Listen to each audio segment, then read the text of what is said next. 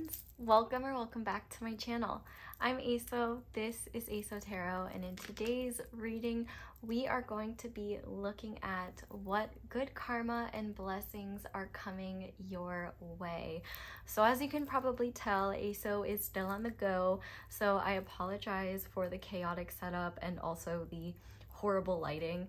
The only other lighting option I have is overhead lighting, and that will overhead lighting makes my brain hurt. So we're working with lamps. I do believe in lamp supremacy, and so you either get a reading with bad lighting or you don't get a reading at all, because brain can't do bright lighting. So with that being said, thank you for understanding why things are a bit different, but let's go ahead and start with the breakdown of the reading. So we have 4 different piles to choose from, and I guess I'm just going to go into the breakdown first. So every single pile, these are all the cards that are going to be in the reading.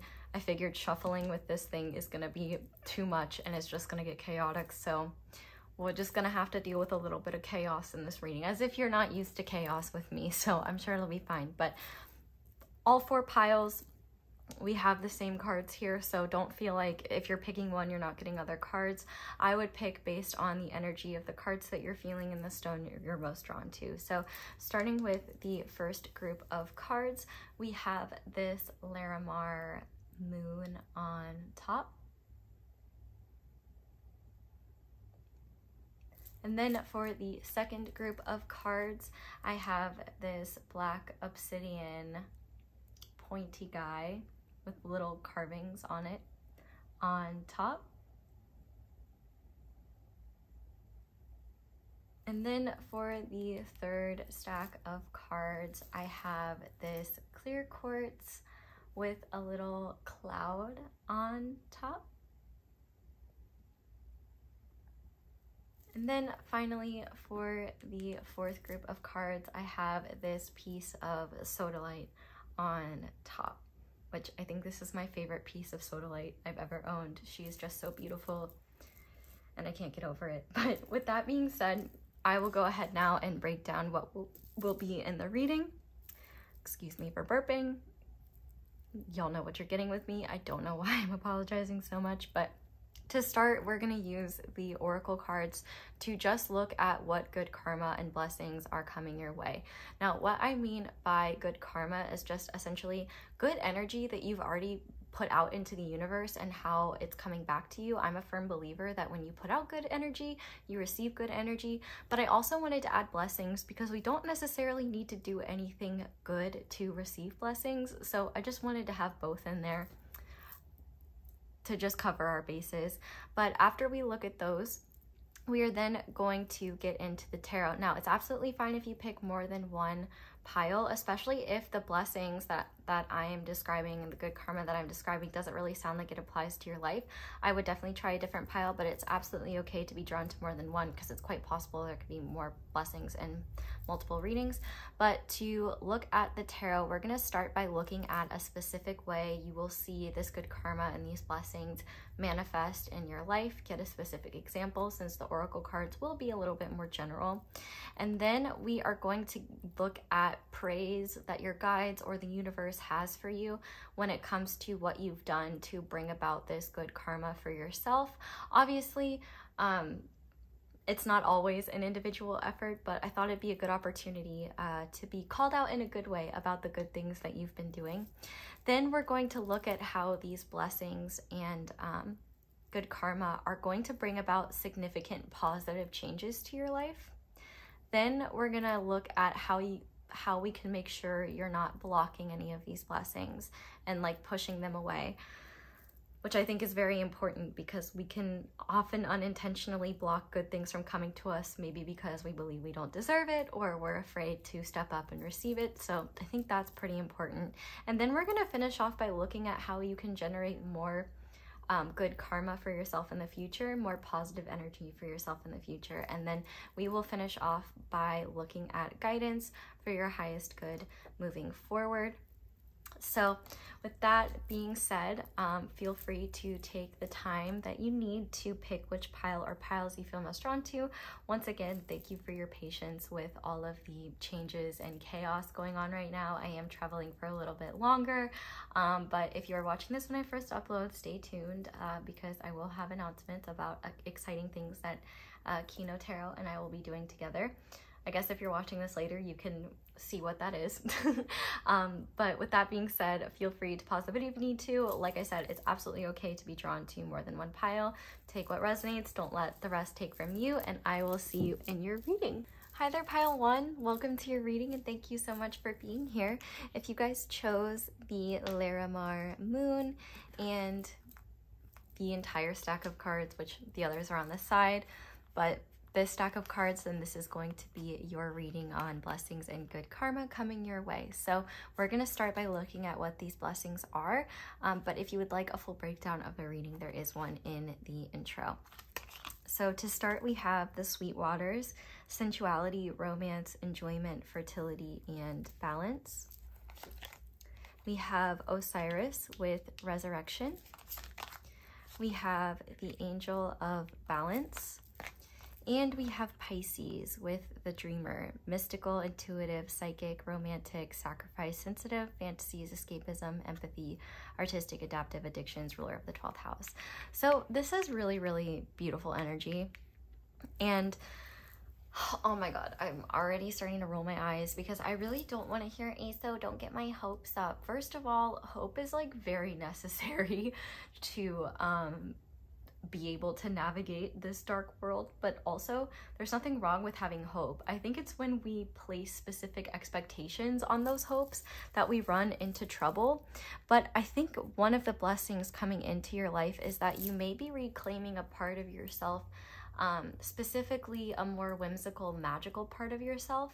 That part of yourself may be coming back and you may be reclaiming it, because it could have been at one point you distanced yourself from it because of the belief that having that perspective brought you pain, having that perspective just set you up for disappointment.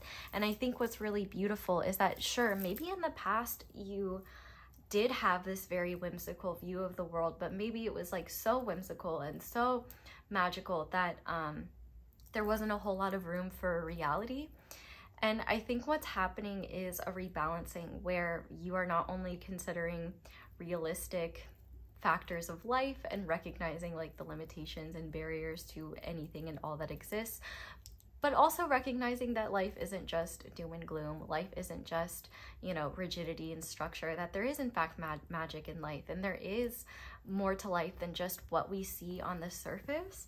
And I think that what's really coming to you is this beautiful awareness that you can have a balanced perspective without letting go of the hopeful, whimsical, magical parts of yourself, because they're a part of what makes you you.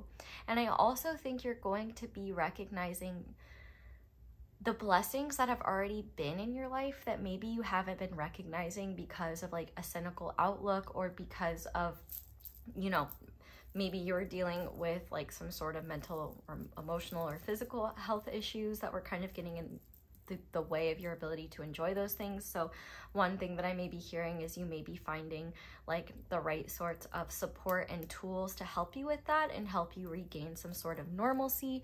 But I also just see you recognizing like just what is already within your life and within your world that is beautiful and amazing. And I think that is going to bring about a lot of inspiration and realization of all of the beautiful things that the universe can deliver to you, and all of the ways in which you can set yourself up and take action to make those things happen.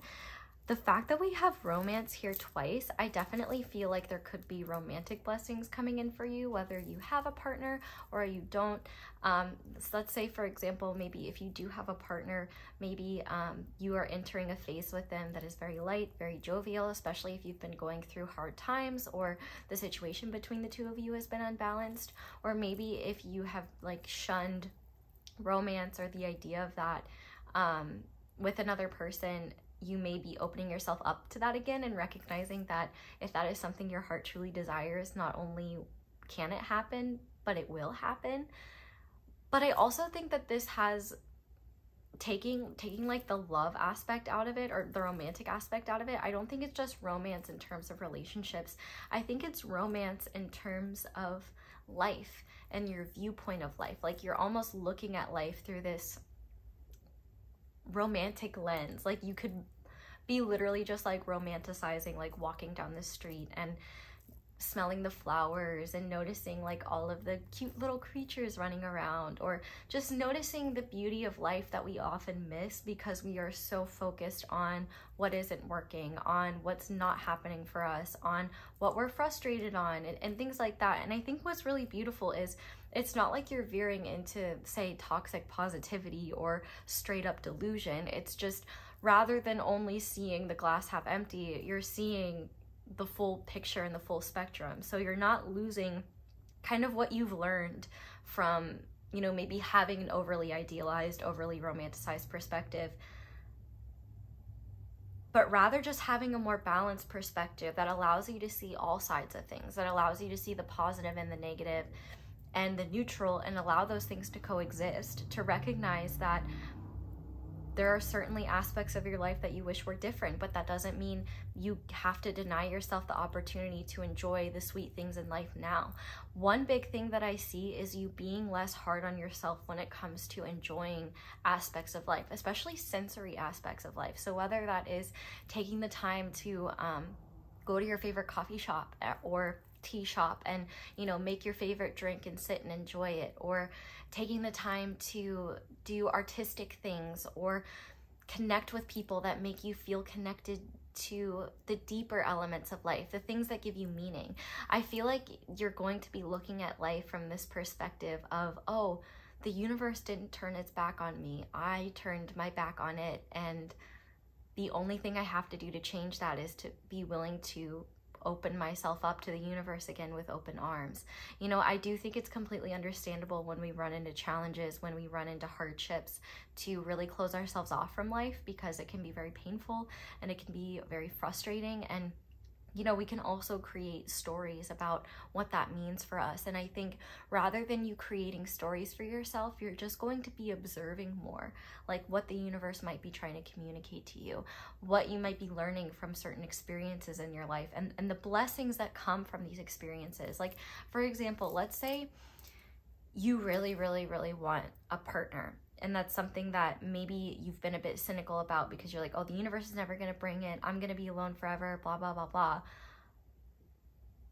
One blessing, for example, that this energy might be showing up as is you might be realizing, wait a second, that's not necessarily true, but then also recognizing all of the beautiful things that come with being single. That can be things like there's unlimited opportunity.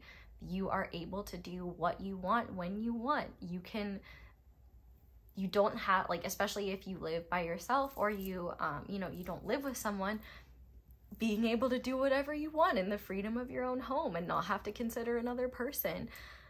There's so many, like the grass is always greener on the other side. And I think one beautiful thing that is changing here is you are recognizing how green your own grass is and not taking any moments for granted anymore.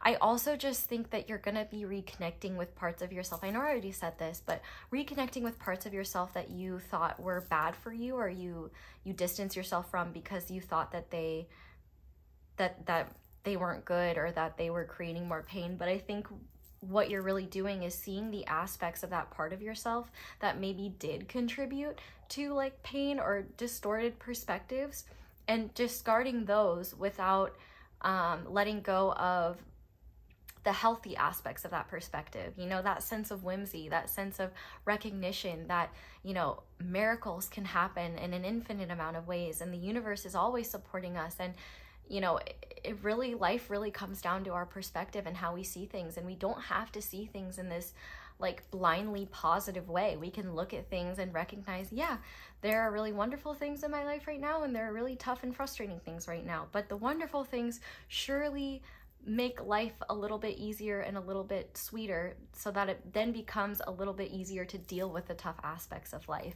I feel like you're just coming into a more nuanced perspective, and I feel like the universe, I feel like you're gonna find that it's not as challenging to see the sweet things in your life. And I think that that is something the universe wants to commend you on, because it seems like you've had to work through a lot of like negative mindsets, and you've had to do clearly like a lot of healing from whatever disappointments you've experienced and frustrations you've experienced. And I think that reclaiming this part of yourself that has hope and that believes in the goodness of people and of the world and of life, like I feel like that part of you is coming back, whilst also recognizing that any challenges, any upsets, any frustrations that head your way, not only can you handle them, but you can find ways to cope with that and support yourself while you're handling them, so that life is just a little bit sweeter and a little bit easier. It doesn't have to be so hard and so challenging. And I think too, if you are a creator of some kind, like a writer or an artist or something like that, I feel like all that you have been learning about your own life path, I feel like you're going to be seeing that in other people's lives. And I feel like your perspective is becoming more artistic. Your perspective is also becoming more balanced. And I feel like if you've been experiencing an unprecedented amount of hardships, I feel like that is easing a lot. And I feel like you're going to find that your workload is a lot more manageable, especially if you have been really overwhelmed with work or really overwhelmed with things that have been bringing you down. I feel like the universe is doing a lot on their end to try to make things more manageable and make things more easier, let things out of your hands a little bit. And I do think that there is divine guidance for you where you don't even necessarily need to be connected to it. I just think that there are a lot of good energies and a lot of there's a lot of universal support in making things easier for you, because you have been carrying a lot. And I think part of what's going to help you and what is helping you is the recognition of what you don't need to carry and what you don't need to hold on to, and also the recognition of the parts of yourself you haven't been tapping into. I think more than anything, a lot of the blessings coming your way is just enjoying the good things that come, especially in the near future. And I also think with this fertility card, there's a lot of creative growth, and anything that you are wanting to manifest, anything that you've been dreaming about, especially in your heart, I feel like that is going to be manifesting, and it's going to be manifesting in ways that are maybe surprising or maybe just like exciting.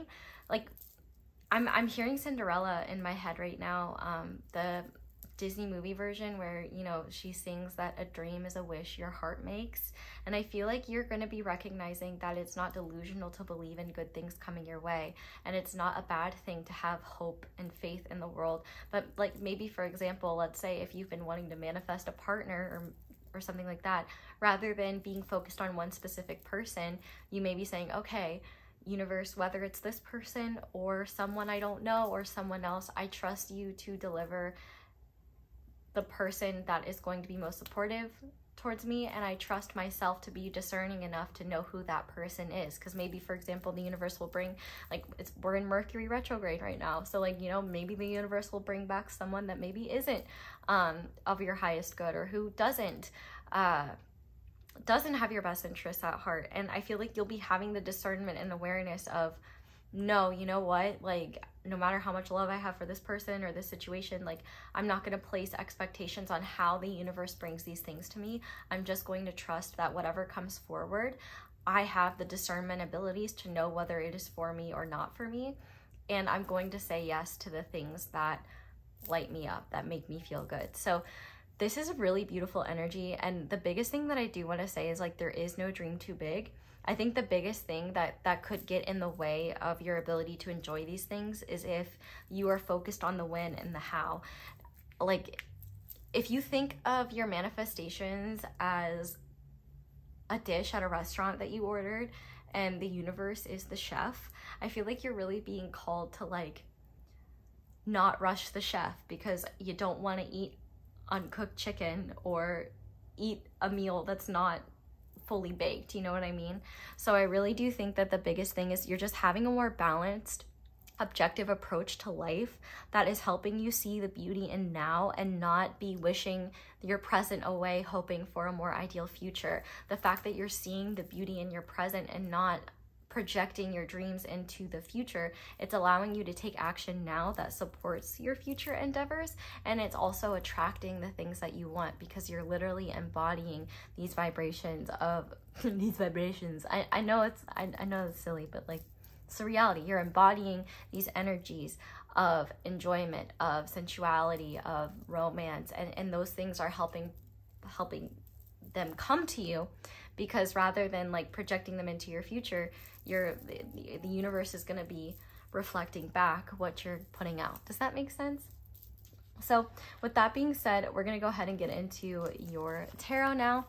So if you want to know what each of these decks are, in the intro I put like A, B, C, D, E for each question, and the cards will be A, B, C, D, E in the description box. So A will be this card, B will be this card or this deck, C will be this deck, and so on and so forth. So we're going to start by looking at a specific way in which these blessings and good karma will be manifesting. And so for that, we have Death, which I think is really beautiful. Not only is this Scorpio energy, but this is also energy of change. I feel like a lot of challenging issues that you have been holding on to, or things from your past that you've been unable to let go of, I think those are finally leaving your life. And the lessons that you've needed to learn, the growth that you've needed to embody from these challenges, from these hardships, that's what's blooming. I feel like this Death card is less about things ending in your life currently, and it's more about the growth that is coming from these endings, and the change in perspective that is coming from these endings, and the recognition that you can leave things in the past, that you don't have to carry them with you. And I also think you're going to be recognizing the fact that while you may not be the person you were before you experienced these hardships, before you experienced these challenges, you're now a more, I don't want to say well-rounded individual, because like, I don't know, but I do think a more well-rounded individual, and just a person with a more nuanced and broad perspective, because you're not focused on seeing the world through one lens. I also think that there's this real acceptance of like, okay, there are certain things that I need to take from my past with me, like for example, the parts of yourself that maybe you've been neglecting, or the lessons from the past that you've learned, but you don't have to hold on to the stories you've told yourself about that, the beliefs you've cultivated about yourself, especially if they're negative, especially if they're self-deprecating. I think more than anything, this Death is a lot about ending what hasn't been serving you. And I do think it's interesting too that we have Osiris here, which is a lot about resurrection. I do feel like it's like the parts of you that you've been missing and yearning for, those are coming back, but the parts of life that you've been done with, that you know don't serve you, you're letting go of those. And so it's just allowing you to reconnect with the old and new parts of yourself that are making up this cool, beautiful, incredible being that you are, and helping you see the world in a more nuanced way, and also just helping you let go of the past and be more excited for what is to come, and for what's already here. I also think too, there's more acceptance for the fact that things in our life come and go, and that, you know, some people are in our life for a season, some people are in our life for a reason, some phases are meant to last, some aren't. And I think that there's just more reverence and respect for the cycles in life, and recognizing that, you know, life isn't always gonna be like super awesome and incredible all the time, but it also isn't always going to be super hard and dark all the time either. You know, there are so many facets and aspects to the human experience, and I think rather than holding on to this idea of things staying the same, or this idea that things should happen according to how you think they should, like, you're letting go of that and rather following the flow of whatever cycles you're in. And I feel like there's just more of an openness and an acceptance of like, okay, there are things in life that I can't control, but here's what I can control, and here's what I've learned from these challenges, here's what I've learned. I feel like one thing as well is that you may be looking at aspects of your life that you didn't have closure of in the past, and recognizing that that you don't have to hold on to those, or that you can give yourself closure. I definitely think that things you thought you would always be held back by, things you thought that would always make your life harder, or you never like would be able to enjoy these aspects of life again, you're realizing that you can heal through them, you can grow through them. And that doesn't mean that it's like not challenging, that doesn't mean that there isn't pain involved with like reconnecting to those parts of yourself, but I think what you will find is that there's a profoundly powerful and healing soul within you that is just dying to express more of life's beauty, because it seems like you've been really stuck in a lot of the painful elements of life and the frustrating elements of life, and that's not something to beat yourself up for. That's normal and understandable. Like, there's so many parts of life that just suck ass, and that's okay. But I think there's many parts of life that are very sweet and very beautiful, and that if we don't cherish them in the moment, we look back on them with nostalgia, wishing we appreciated them more. And so rather than only seeing these blessings in hindsight, you're going to be recognizing them in the present. But now I want to look at what you have done and like praise for whatever good energy you've been sending into the universe, whatever you have done and whatever role you've played in bringing about some of this good karma. So for you, we have the Nine of Swords, which is very beautiful. This is definitely any work that you have done. Oh, sorry, I didn't realize that was in the frame. Any work that you have done to work on your mindset, to work on the like negative thought patterns you've had, and just anything within your perspective that has stopped you from appreciating your life, that has stopped you from seeing the beauty, like you have been putting in work to change that. And I also think one big thing that your guides want to commend you on is recognizing where you've been projecting, and recognizing where maybe you in the past you were projecting certain ideas onto other people, or certain anxieties onto other people, or certain beliefs onto other people without realizing that they were coming from within yourself.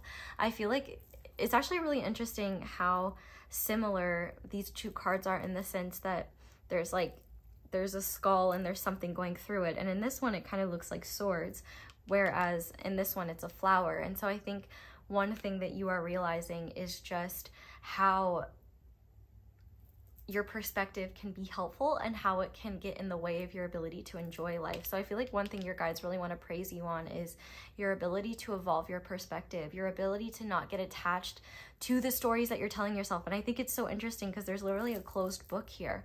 And so I feel like you're closing like a lot of old chapters that stopped you from enjoying life, that made you feel like you couldn't trust yourself, that made you feel like you couldn't trust other people or open yourself up to the scary possibilities that come with, you know, not being certain you can trust something, not being certain how something's going to turn out. I'm hearing Unwritten by Natasha Bedingfield, and I feel like there is this acknowledgement of where you cannot change the past, of where you cannot change how you've approached things, but instead recognizing that there's still so much to write. There is still so much to do in your life, and what you do have control over is that present moment, and how that present moment sets you up for more beautiful moments in the future. So I think that you've been working really hard on your mindset. I wouldn't be shocked if some of you have been doing things like cognitive behavioral therapy, or getting help in certain ways. And I feel like your guides are really just commending you on all the work that you've done to make your mental space a lot healthier and a lot more supportive of all facets of you, rather than feeding into those negative thought patterns and getting attached to them as an identity, and like making that your whole reality and seeing things in just a bleak, dark perspective. You're recognizing, you know, whatever I have gone through, whatever bleak perspectives I've had, you know, they've served, they've taught me things, I've learned from them, but I would not like them to be a part of my future. At the very least, I would like to have tools to handle them when they do come up in my life. So I really do think that Spirit is just commending you on all that you've done to make your headspace a lot healthier, and all that you've done to not accept things as they are, but rather recognize that you deserve to have a healthy mental space. You deserve to have a perspective that is more healing and well-rounded. And you also deserve to you have your mind be a place where it helps you enjoy and appreciate and process all aspects of life, not just the negative ones. I really do think like the biggest thing the universe wants to praise you for is how hard you've worked on changing your perspective, and how hard you've worked to reclaim the parts of yourself that maybe you rejected when you were in a really negative headspace. So there's just a lot here about just like you're doing amazing, sweetie. And also like you should, even though you may feel like at times you're still a person that you're not proud of, or you're still stuck in the past, like it's important to remind yourself and affirm the version of yourself that you are now, because that version of yourself, like they've only been created because of the hard work that you've put in, because of the willingness you've had to let go of and release what hasn't been serving you. So yeah, a lot of what you've been doing is letting go of those negative thought patterns. And I also think too, some of the good karma that you're receiving too comes from the fact that, like, as you're healing this perspective, you're also supporting not only yourself, but other people who may still be stuck in those mindsets. And at the very least, like, that doesn't mean you're responsible for healing their mindsets or changing their mindsets, but at the very least, you are a very valuable support system to people that are still struggling with darkness. And rather than like shaming them or belittling them or telling them to just go outside, or like just have you like ever tried to stop like just not being sad? Like, maybe just stop it. Are you depressed? Why don't you just stop it? Why don't you just drink some water and go outside? Like, rather than being that person, because we all know that doesn't help, you know, instead of like trying to change someone's dark space, you know, instead saying, you know, hey buddy, I'm sorry you're going through a hard time, like, let me know how I can be there for you and support you. Rather than trying to take someone's darkness away from them, instead you are supporting them and giving them the grace of just, you know, helping them recognize that they don't have to fix everything on their own, and it's okay for things not to be okay, and that they don't need to immediately fix things if they're not ready. Like, I think that there's just a lot of patience and understanding that you've been extending to others that I think you're now going to be extending towards yourself, and also just recognizing how much compassion you deserve to give yourself. And also, like, I think you will find that a lot of people are very compassionate towards you and very supportive and proud of you and how far you've come, because a lot of the work you've done on your own, but you've also swallowed the pride of feeling like you need to do everything yourself, and you've also sought appropriate help where need be. So good job with that. Now, this card is going to represent significant positive changes coming to your life as a result of these blessings. And for that, we have the Page of Wands, which I think is really beautiful. I definitely think you're reconnecting to your heart space in a powerful way. I think you are going to be experiencing a lot more energy, and also I think you're going to be getting a lot more creative inspiration, especially if you are a creative individual or you rely on your creativity for income. You might find that you are bursting with inspiration again. You may have been worried, like if you've been dealing with writer's block or just a lack of inspiration in general. I think that you are gaining a lot of inspiration, and not only that, but I think you're looking at life through a fresh set of eyes that are more optimistic, eyes that are more encouraging of yourself, and recognizing, looking at the world not as what if I can't do it, but rather, well, let me get my hands dirty and and let's try. Let's do something different. Let's go for something that we've been wanting to work towards. I also think that, like, you're going to find that you are, even if you've been doing something, like, say for example, maybe you've been a writer for years, you may be looking at things with a more beginner's mindset, or you may be approaching your work in a newer way that is more exciting and rejuvenating. So, like, you know, maybe you have defined yourself as only like a nonfiction writer in the past, and now you're saying, maybe like writing fiction is something that could also bring me joy. So now you are incorporating new forms of writing or new forms of creating that is not only allowing what you're already doing to be more fresh, but also I think you may be rekindling your love for certain creative forms. I also think that you are going to find that you just feel more energized in general, like you feel more excited to be a part of life, to live your life. And I think that enthusiasm is going to be a bit infectious. I think other people are also going to notice that shift in you, and they're going to be inspired by your perspective as well. You know, if one of your dreams is to be able to inspire others with your creations, that is exactly what's coming in for you. Like, that is a big thing where you may find that you have the courage to share these things that you create, and they really resonate with people in powerful ways. And I think one thing you need to know is that you have a very unique perspective, and as you are shifting into this energy and as it's coming to you, one thing that you may struggle with is just that doubt that comes with creating, of, oh, this isn't good enough, or oh, maybe this needs to change, or oh, maybe I should just keep tweaking this or something like that. And instead you're going to be like, no, you know what? It doesn't have to be perfect. No, you know what? Not everybody has to see this perspective. No, you know what? This doesn't have to resonate with everyone. I'm creating this for me, and for whoever it benefits, it benefits. And I think what you're going to find is that, one, you're your own worst critic. So you may find that like a lot of other people's encouragement and response to whatever you do create, it's going to help you realize maybe how unnecessarily harsh you're being with yourself.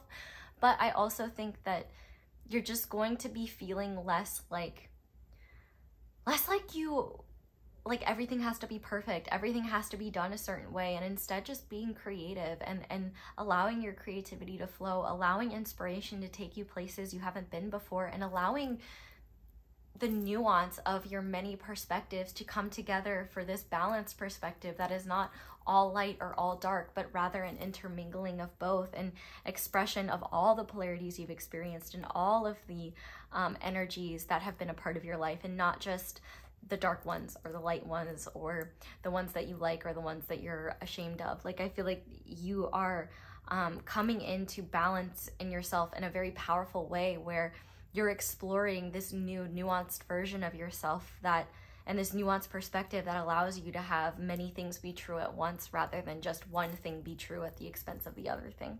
Does that make sense? I hope it does. Not like I could hear you if you answered me anyway, but I still feel like it's a good thing to ask. But we're gonna use this card to look at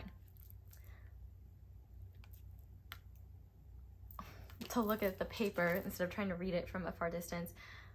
How to ensure you don't block any of these blessings coming your way. So for that, we have the 8 of Cups with the sheep. So one thing that I think you may want to be aware of is certain friend groups, or if they're not friend groups, maybe like online communities or communities that you're involved in, especially if they have to do with like creative forms or have to do with like a specific interest. There may be certain groups of people in your life or groups that you're involved in that you may want to distance yourself from, or that you may want to set boundaries with, because they could maybe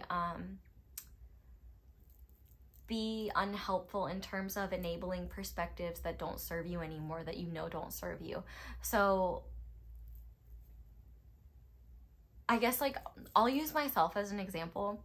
I used to love, like when I was younger, like reality TV, and I still like it sometimes. Like I can watch it in small doses, like, but like for example, way back when, I used to be like a 90 Day Fiancé fiend. Like I was there from the beginning, man. Like I watched that franchise grow, and I used to love the chaos and the drama. Like it was just, you know, I've never liked that in my personal life, but it's fun to watch it happen to other people, right? But as I've evolved and like as I've grown as a person, like I can't really enjoy that stuff anymore, because it just stresses me out, and I'm like, I just wish these people would make good decisions, and like, oh, like it's too much for me. Like I'm too sensitive to it, and I find that when I try to push through and watch it anyway, it just makes me feel bad, and it drains me. It doesn't support the person that I am now. And so using that example, you know, if there's any parts of your life that maybe you really did used to love and enjoy, like a good example would be like if you have certain friends that are very like gossipy, or that love to like, you know, that are very judgmental, that make you feel like not safe, you know, those might be certain people that you want to distance yourself from, especially as you're having these like realizations, because they may quite literally shit all over the insights that you're having. They may try to tear down your perspective or tear down these changes you're having. You may want to be like selective with those people and kind of just move on from whatever mindsets and whatever environments, groups, communities that you've been a part of that are not serving the version of yourself now. Maybe they served a past version of yourself. Like for example, for me, 90 Day Fiancé served the younger version of myself in college who needed chaos and entertainment. But now it doesn't really serve the person who I am now. So I may just like watch highlights every now and then to see what's going on, but I'm not gonna like force myself to sit and watch an entire season. You know what I mean? So just stuff like that, where you're giving yourself the room and the freedom to not like push things away entirely if you're still interested and still want to explore things, but being discerning and being careful with what you're who you're sharing what with, how much of your time and energy you're spending with certain people in certain environments, especially if they're not serving you. I think anything that makes you feel like you can't be an individual, anything that makes you feel like you have to be a certain way, anything that makes you feel like you have to conform, I think those are things where you're going to want to distance yourself, because you're not embracing the fullness of who you've become, and you're not giving yourself the proper environments to be able to express that fullness. Does that make sense? I think more than anything though, the only way these blessings could be blocked is if you allow people like that to shit all over your progress. Like, for example, you know, if you had a friend that you bonded with when you both were in the throes of a really like both in the throes of like really dark mental health issues, and you know, maybe you guys were support systems for each other, but now, you know, if you found tools and you're growing and evolving, but that person, you know, they're still struggling and they can't really hold space for the person that you become, or they have a hard time with the idea that you're healing, maybe they're not ready, and that's okay. Like that, like, I think it's very important that we give ourselves the time and the space to deal with something as long as we need to deal with it, to not feel like we have to get help or have to do something if we don't want to, if we're not comfortable with it. And I think sometimes it can be very easy to get attached to our suffering or attached to what we've been through, and there can be a lot of resistance to being open to the idea that life doesn't have to just be suffering, or life doesn't have to just always be that way. And all of that really to say that, you know, you don't have to judge anyone that isn't okay or isn't accepting of how you're evolving. It's just important to recognize that, like, you know, certain friendships or certain connections or certain communities that you were involved with may have served you at one point, but maybe they just don't anymore, and that's okay. That doesn't mean that you have to tell those people or tell those communities why they're wrong, but rather just allow yourself to be moved towards what does fulfill you now, what does serve you now. And also recognize that that doesn't mean you have to cut people out of your life completely or like push them away, but rather it maybe means that you're more discerning how much time and energy you do spend with them, what you do share with them, and you know, you're making sure that you're not overextending yourself or violating your own boundaries, things like that. But finally, this card is going to represent how you can generate more good energy, good karma for yourself in the future. And so for that, we have strength. And I think that this is such a beautiful strength card. It's like a person cuddling with a dragon. And I really do think that how you can generate more good karma for yourself in the future is being compassionate towards everyone, including yourself. Recognizing that not everyone is going to be happy for your growth. Not everyone is going to understand why you're making changes, why you're doing things differently, but recognizing that their response to that is much more it has a lot more to do with them than it does with you. Also, the recognition that you don't have to be attached to perspectives your ego has, you know, strength can also kind of correlate with like the ego, and a big part of recognizing like I think true strength is not trying to control your environment or control others, but rather surrendering to it and working with it in a balanced, compassionate way. I feel like you're going to be recognizing how much strength it takes to acknowledge when you're not okay, how much strength it takes to seek resources and be willing to say, you know what, I need help, even when you may feel very afraid by that, or the thought of not having a perspective you are attached to is really scary. The strength to recognize that, you know, when you share yourself and you share your perspective, not everybody's going to understand it, but the ones that do need to will, and the ones that will support you, you will get that. The strength to recognize that it's okay to not be okay, but it's also okay to recognize that you don't have to be attached to not being okay. That even if things aren't okay, you can look at the beautiful things in your present and say, hey, XYZ sucks right now, but at least ABC is happening. At least I have this. At least I have a roof over my head. Even if it's the smallest things of at least I have clean water.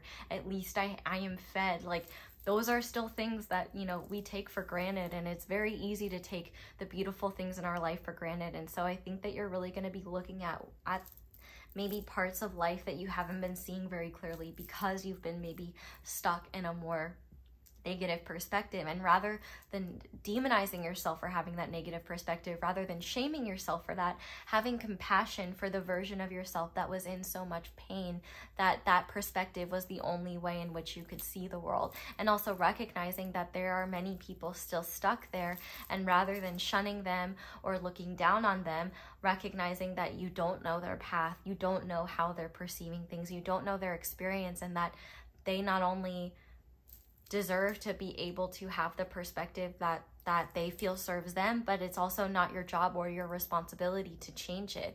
Sometimes true strength is recognizing that it's not your job to save other people from their problems, but rather to allow them to live their lives with compassionate detachment, and recognize that it's not your responsibility to carry their burdens, to carry their struggles. You know, you've got yours to deal with, and we all, you know, have a responsibility to do things the way that we see fit. You know, that's part of free will. And I think part of what you're going to be doing is having the strength to recognize, like, yes, it is scary to open up to life again. Yes, it's scary to be hopeful. It's scary to believe that good things are coming. It's scary to even be optimistic, because what if something bad happens? And it's like, here's the thing, like, shit is gonna happen, because, like, that's life. And it's a lot of how we view life. You know, our perspective is such an important aspect of how we view life. And rather than shaming ourselves for our perspective, or shaming others for theirs, or trying to change theirs, just recognizing, is this perspective serving me? Is it giving me the strength to face the challenges in life, or is it making me want to run away and hide? I feel like this recognition of, like, the soft parts of yourself and the fierce parts of yourself can not only coexist, but when they do coexist, it allows you to be a more well-rounded individual when it comes to how you respond to life, when it comes to how you define yourself. And I think that you will be giving yourself the room and the freedom to just be more multidimensional without feeling like you need other people to understand you. I think actually one of the things that may have brought you a lot of pain in the past is people continuously misunderstanding you, continuously trying to put you in boxes that you never wanted to be in. And rather than accepting that or letting people do that to you, you know, being willing to say no, being okay with the fact that not everyone's going to get you, being okay and secure in the idea that you know, it takes a lot of strength and it takes a lot of courage to own how we're feeling, to share ourselves with the world, to believe in good things, because it is a lot easier to just want to protect ourselves and run away and hide. But I think that you are really going to be giving yourself more peace and more freedom to just relax and embrace and enjoy all parts of yourself, and, you know, give yourself the room and the freedom to not feel like you're responsible for the suffering of others in addition to your own suffering. Does that make sense? And also, like, I don't think we're necessarily responsible for our own suffering, but I think we can contribute to it. Does that make sense? Like, and whether it's intentional or not, we still deserve to be compassionate towards ourselves and compassionate towards, you know, our experiences, because we are shaped by so much in this world. We're shaped by society, we're shaped by how we're raised, we're shaped by, like, you know, our personalities and how we view the world. There's so many things that shape us and make us become who we are. But I think the important thing is not being attached to who we think we are, and instead making room for us to discover more parts of ourselves and recognize that we can be so many different things at once. And it's not our problem if other people aren't creative enough to see all of those facets. Having the strength to recognize that you don't need others' validation, you need your validation.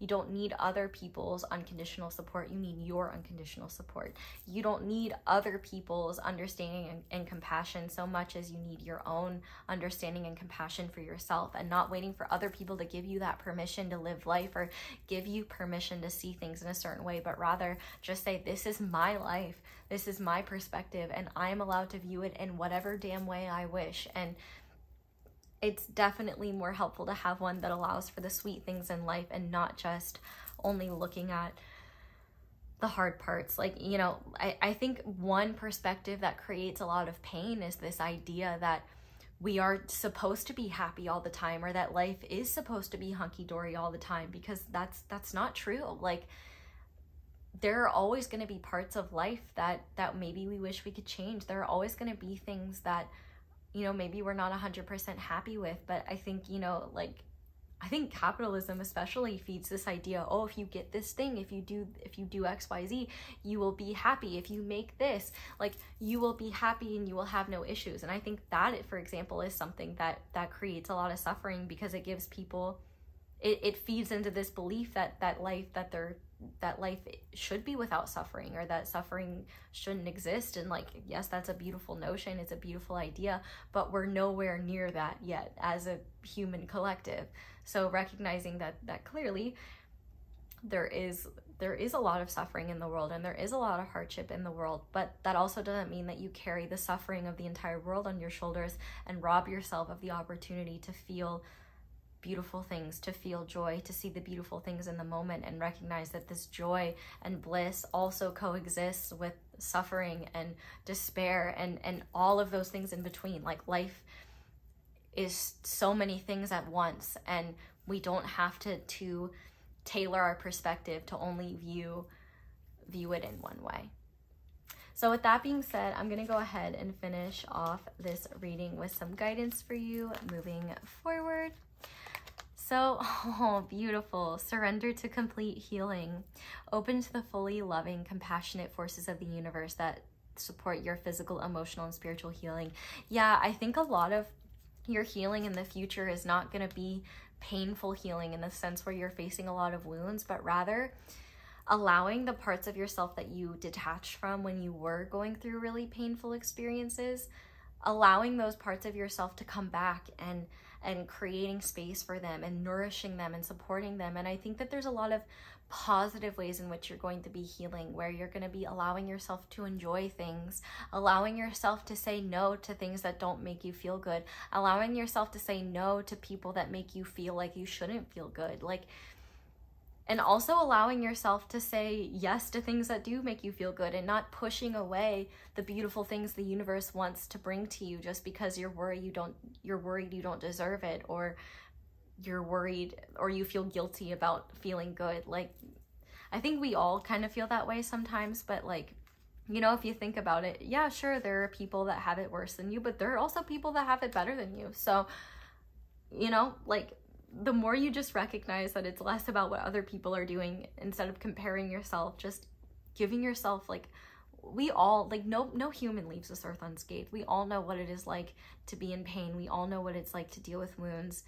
We all know what it is like to suffer, and we don't need to compare suffering, and we don't need to, like, belittle other people because they're not suffering, you know? Like, we all go through different cycles at different times in our life, and I think right now, like, the universe is working really hard to help you heal in powerful ways that are going to allow you to see the sweetness in life and feel and have those beautiful experiences despite whatever suffering you might be facing. And also, you know, you're going to be receiving tools, and I think you already have in a lot of ways, that are allowing you to just be a more embodied version of yourself, and just be so much more of yourself than you were before. Like, rather than cutting off parts of yourself because you think you need to be a certain way in order to be accepted, there's this recognition that, oh no, I just need to be me.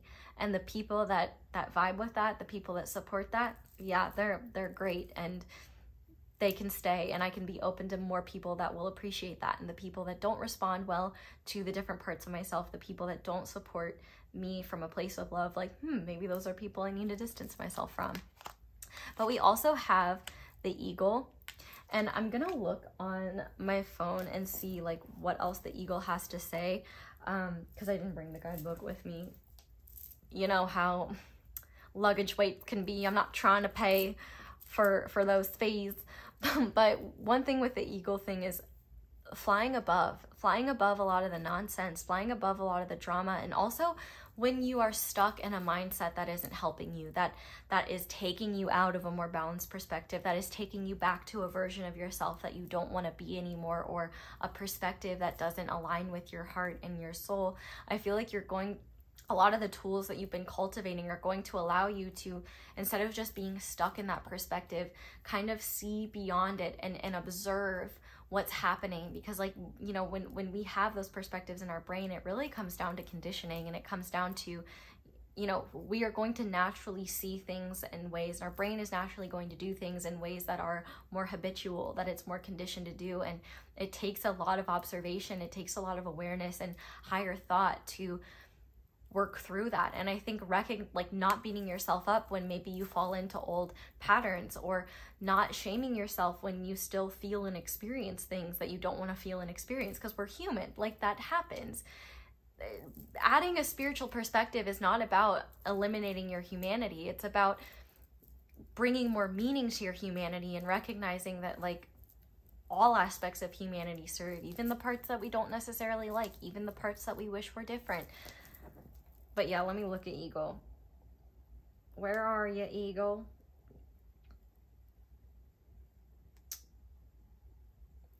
All-pervading power, truth seeker, transforms karma. The noble eagle emanates the light of the sun. This great bird is both physically and spiritually strong. That's you. And represents mastery over the elements of fire and air. So this could definitely also be healing of your masculine energies that allow you to be in your soft feminine energy more. Like everybody has feminine and masculine energy, and I guess I would say yang energy and yin energy. Like you're balancing your yang energy in ways that are going to allow you to be more yin, where you are, instead of feeling like you need to always make things happen, instead you allow things to flow to you. Instead of feeling like every hour of your day needs to be structured with productivity, giving yourself the freedom to just chillax and enjoy things for the sake of, because you deserve to enjoy something today. When the eagle appears, you'll soon be thrown into the karmic fire for the sake of your transformation. The eagle pushes us to be our best and brightest selves and stops at nothing to see us shine. Grasp the sun in your talons and hold on for the ride. You are stronger than you think, eagle child. And when it's in balance, it's bright, radiant, and challenges. And when it's out of balance, it's controlling. And to bring into balance is to step into the unknown. And so I definitely think that you've kind of already been experiencing a lot of this. But I think what's happening now is you're rewriting the stories you're telling yourself about it. And also I think that the universe is helping you step into challenges that are going to allow you to surrender into this complete healing, that are going to allow you to surrender into this more balanced perspective that allows for nuance, that allows for you to feel many things at once, to be unsure of what you should think, to be unsure of how you're meant to do something, and rather just go with the flow and follow what feels right, and be okay with the idea that, yeah, you can make mistakes. Yeah, listen, in the words of our Lord and Savior, Hannah Montana, everybody makes mistakes. Everybody has those days. Everybody knows what I'm talking about. Everybody gets that way. Like, you know, nobody's perfect. And I think that a lot of what you're going to be doing is flying above a lot of the unnecessary drama, a lot of the necessary mental and emotional conflict that maybe made you feel like in the past you weren't allowed to feel both hard things and light things, both anything that has not allowed you to be all versions of yourself, I think is coming through. And I think a lot of your good karma that's coming to you is this ability to fly above what held you down in the past, this ability to have more sweetness, and the ability to empower yourself to take action to make life sweeter. Whether that is, like I said, you know, making sure you're going to your favorite like coffee shop and getting yourself coffee, your boba tea, whether that's redecorating your space to reflect who you are now, whether that's dressing in a different way that authentically reflects that, or changing the things that you explore. No matter what it is, like as American, I do see the eagle as freedom, and I do think that one thing coming to you is the ultimate freedom to express yourself authentically and not feel chained by the expectations of society or anything that wants to hold you down. America. Embody your inner America, not in any of the problematic ways, but in the like, in the freedom loving way that allows yourself to be your authentic free self and fly above a lot of the mental and social prisons that we create and that exist that stop us from being our authentic self.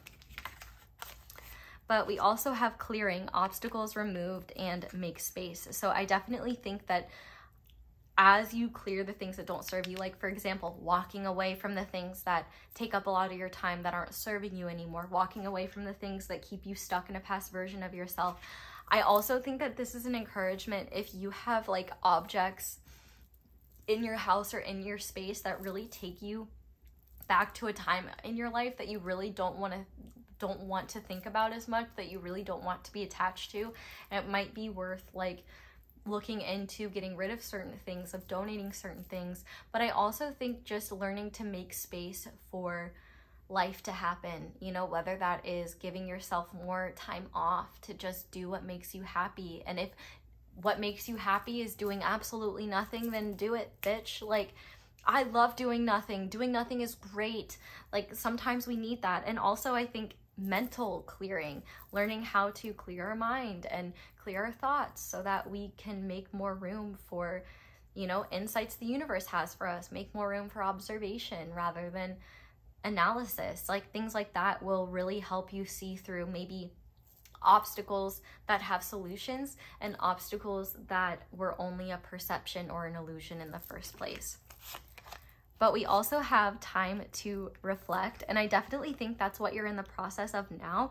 And I do think a lot of your like creative inspiration will be focused on reflection of all these things that you've been learning and all of the ways in which you've grown. And I just feel so much pride and like honor to be able to read for you. And one thing I do feel like you just need to give yourself credit for is that through all of this, I bet one thing that you've learned is that you know a whole lot less than you thought you did. And the more you learn, the less you'll know, and the more freedom there is in that, because then you don't have to make judgments or make assessments, but instead you can just observe and see what life has to come to you. You can flow with what is, and you can also, you know, learn through action, learn through discovery. And I think as well, as you reflect, you'll really be able to see how much you've grown. And I think you'll have a lot of appreciation for the past versions of yourself and how hard those versions of yourself worked to get you to where you are now. And I feel like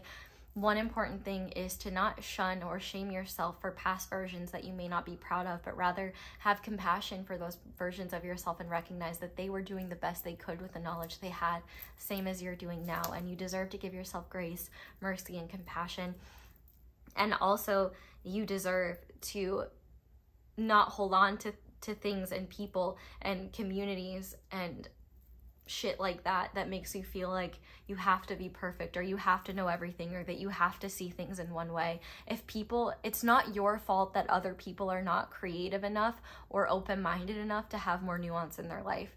But it is your responsibility to be discerning and be cautious with how you interact with that so that you don't get in your own way. And finally, we have value is not determined by size. And I think that is just so big because, like, you know, a lot of these blessings that I may be talking about, you know, while they may be less concrete, the value is immense. And the blessings that are coming to you are blessings that you can't buy in a store, that you can't have just like delivered to your doorstep. Like these are blessings that you have to cultivate, and they can only be cultivated by wisdom, by maturity, by growth, a willingness to release what isn't serving us, a willingness to look at things differently, a willingness to be okay with being humbled by life and recognizing that, hey, we don't know everything, and hey, you know, maybe we could have helped ourselves more in the past, but it sure as hell isn't going to help us to shame ourselves for what we didn't know, because now that we do know, we can do something about it.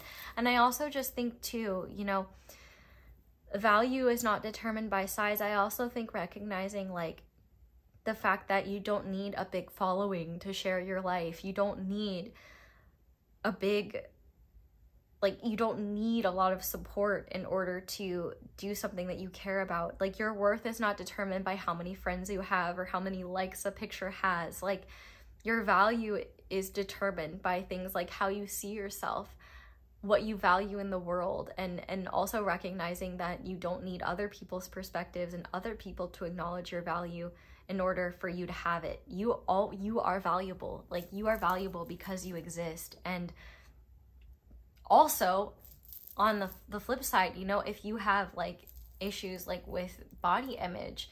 You know, your value is not determined by the size on your clothes. Your value is not determined by what your body looks like or how much space you take up. And like, and anyone that treats you that way, one, you know, their perspective doesn't need to have room in your life, and they certainly don't need to take up room in your life, because anyone that is that shallow and ignorant, you know, they've clearly got their own issues that have nothing to do with you. But also, you know, your value is not determined by superficial bullshit like that. And anyone that makes you feel that way, just thank your lucky stars that you're not that ignorant and not that close-minded.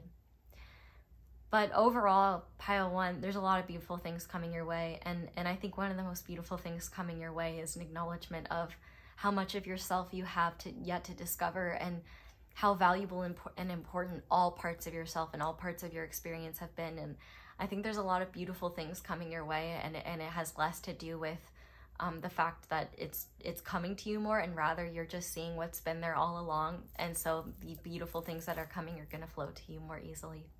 So pile one, that is where I'm going to leave this reading. Thank you guys so much for watching, and thank you so much for letting my ads play in the background while you do something else, because that is one of the simplest and easiest ways to support me and my channel and help me and show appreciation for what I do. But if you would like to do that in other ways, you can like this video, comment down below, let me know how it resonates. You can subscribe if you haven't already, and be sure to click that little notification bell to be notified whenever I upload a new reading. You can also check out other videos with extendeds. That's very helpful. You can check out my merch, my candles. Be sure to use code XO10 for 10% off. You can check out my social media, which is really just Instagram at this point. But yeah, I think that's all I have. So thank you guys so much for watching and for letting me read for you. I hope that this reading helped, and I hope you enjoyed it. I hope you all have a wonderful day or night whenever it is that you're watching this video, and I hope you'll come back and see me again soon. Bye!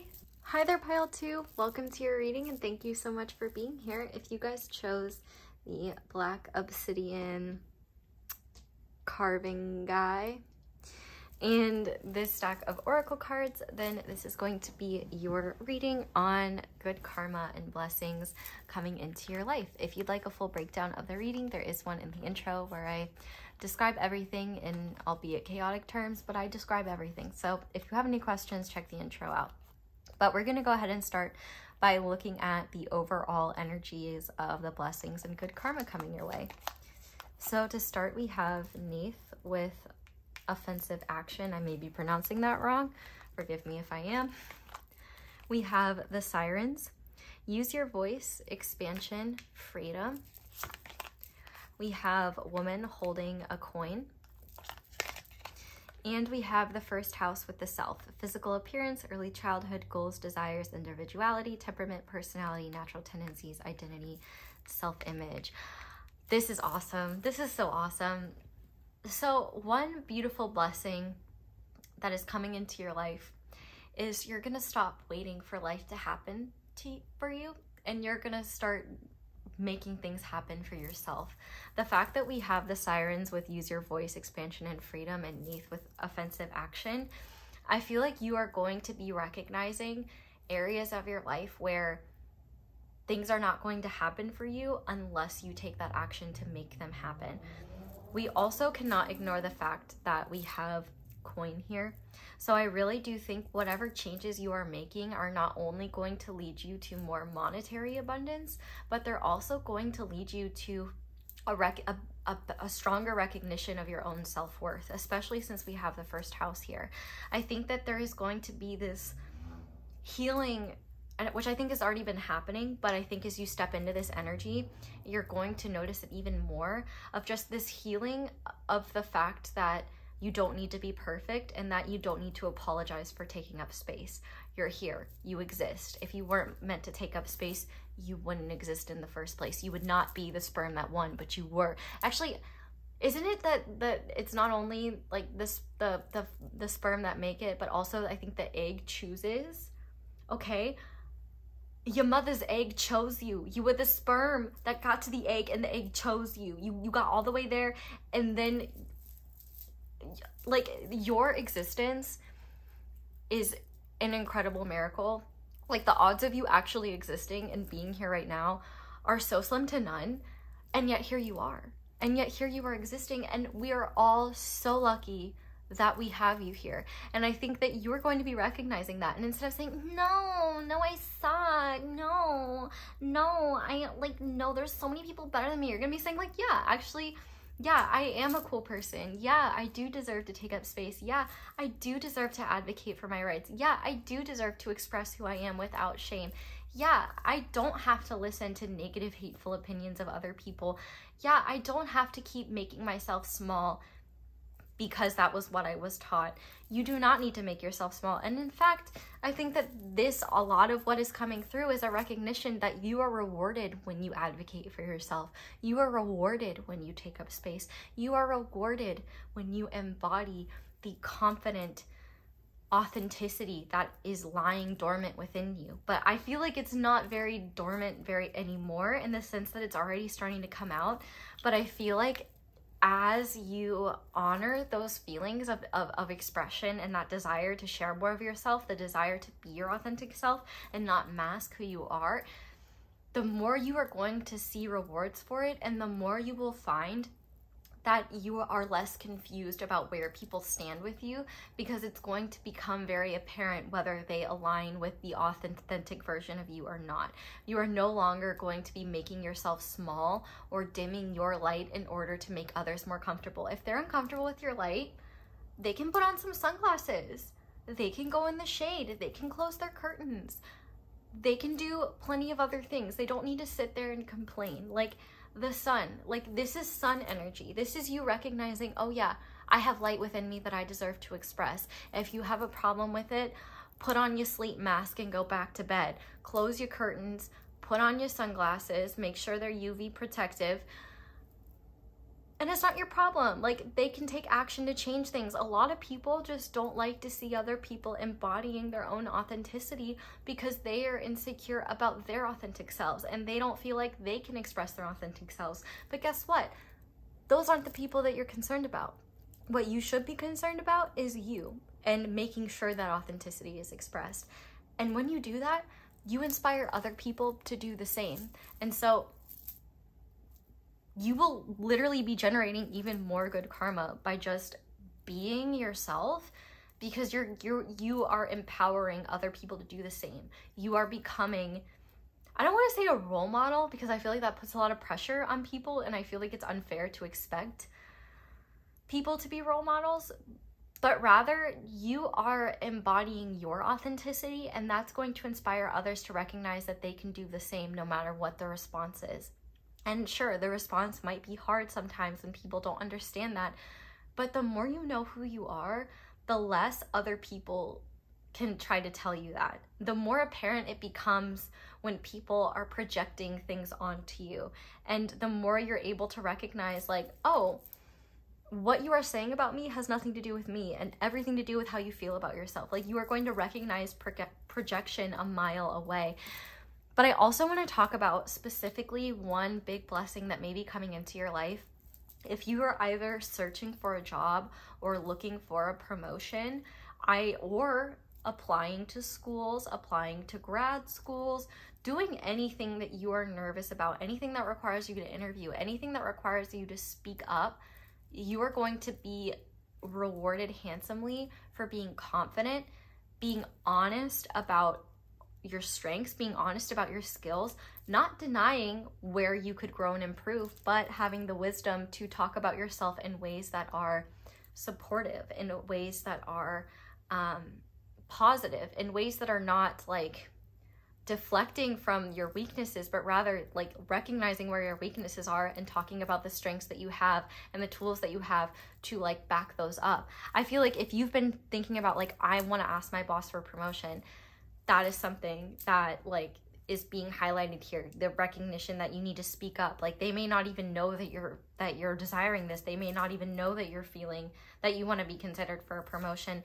Or also maybe you are wanting to apply to jobs, but you're worried that you don't have the right qualifications. Well, you're certainly not going to know if you don't put your application in. The worst thing that happens is you don't get a response or you get a rejection. Rejection is just divine protection and divine redirection, so you'll be led closer. And the more you experience that stuff, the more you realize, oh, hey, this is just a part of life. And the more that I do that, the more I am just figuring out what path is truly for me. There's a lot of like,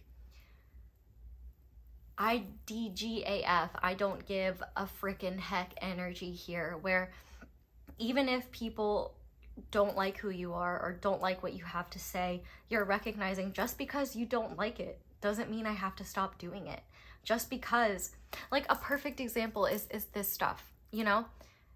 You might think like there are people that whine and bitch and moan and complain about the smallest things, about the most minute things, or about things that I can't control. But I can't control that. And if I get attached to it and frustrated and upset over it and allow it to stop me, then I'm robbing myself of the ability to do something that I love. And I'm completely ignoring all of the kind, loving, supportive, awesome people that support me, that like who I am, that like how I express myself, that like the fact that I say words like fucking shit, that like that I am myself, you know? And the people that like that far outweigh the people that don't. And so the idea that I would be more concerned about that in the first place is just a reflection of where I need to have more acknowledgement of the fact that like I can't control those responses, and those responses shouldn't stop me from being myself.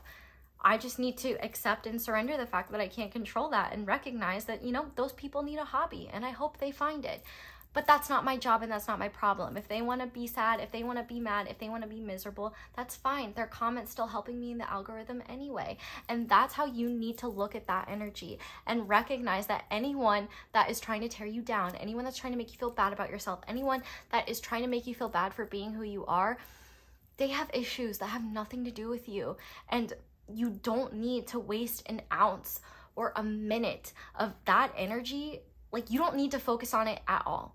Because ultimately, if there's something that you need to grow and change with yourself as a person, the people that know you, love you, and care about you will talk to you. Like, that will be communicated to you. You will know that.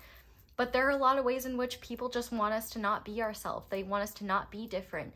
And guess what? It's not our problem that other people are not creative enough to see people as multidimensional and to allow people to exist outside of what other people think is okay.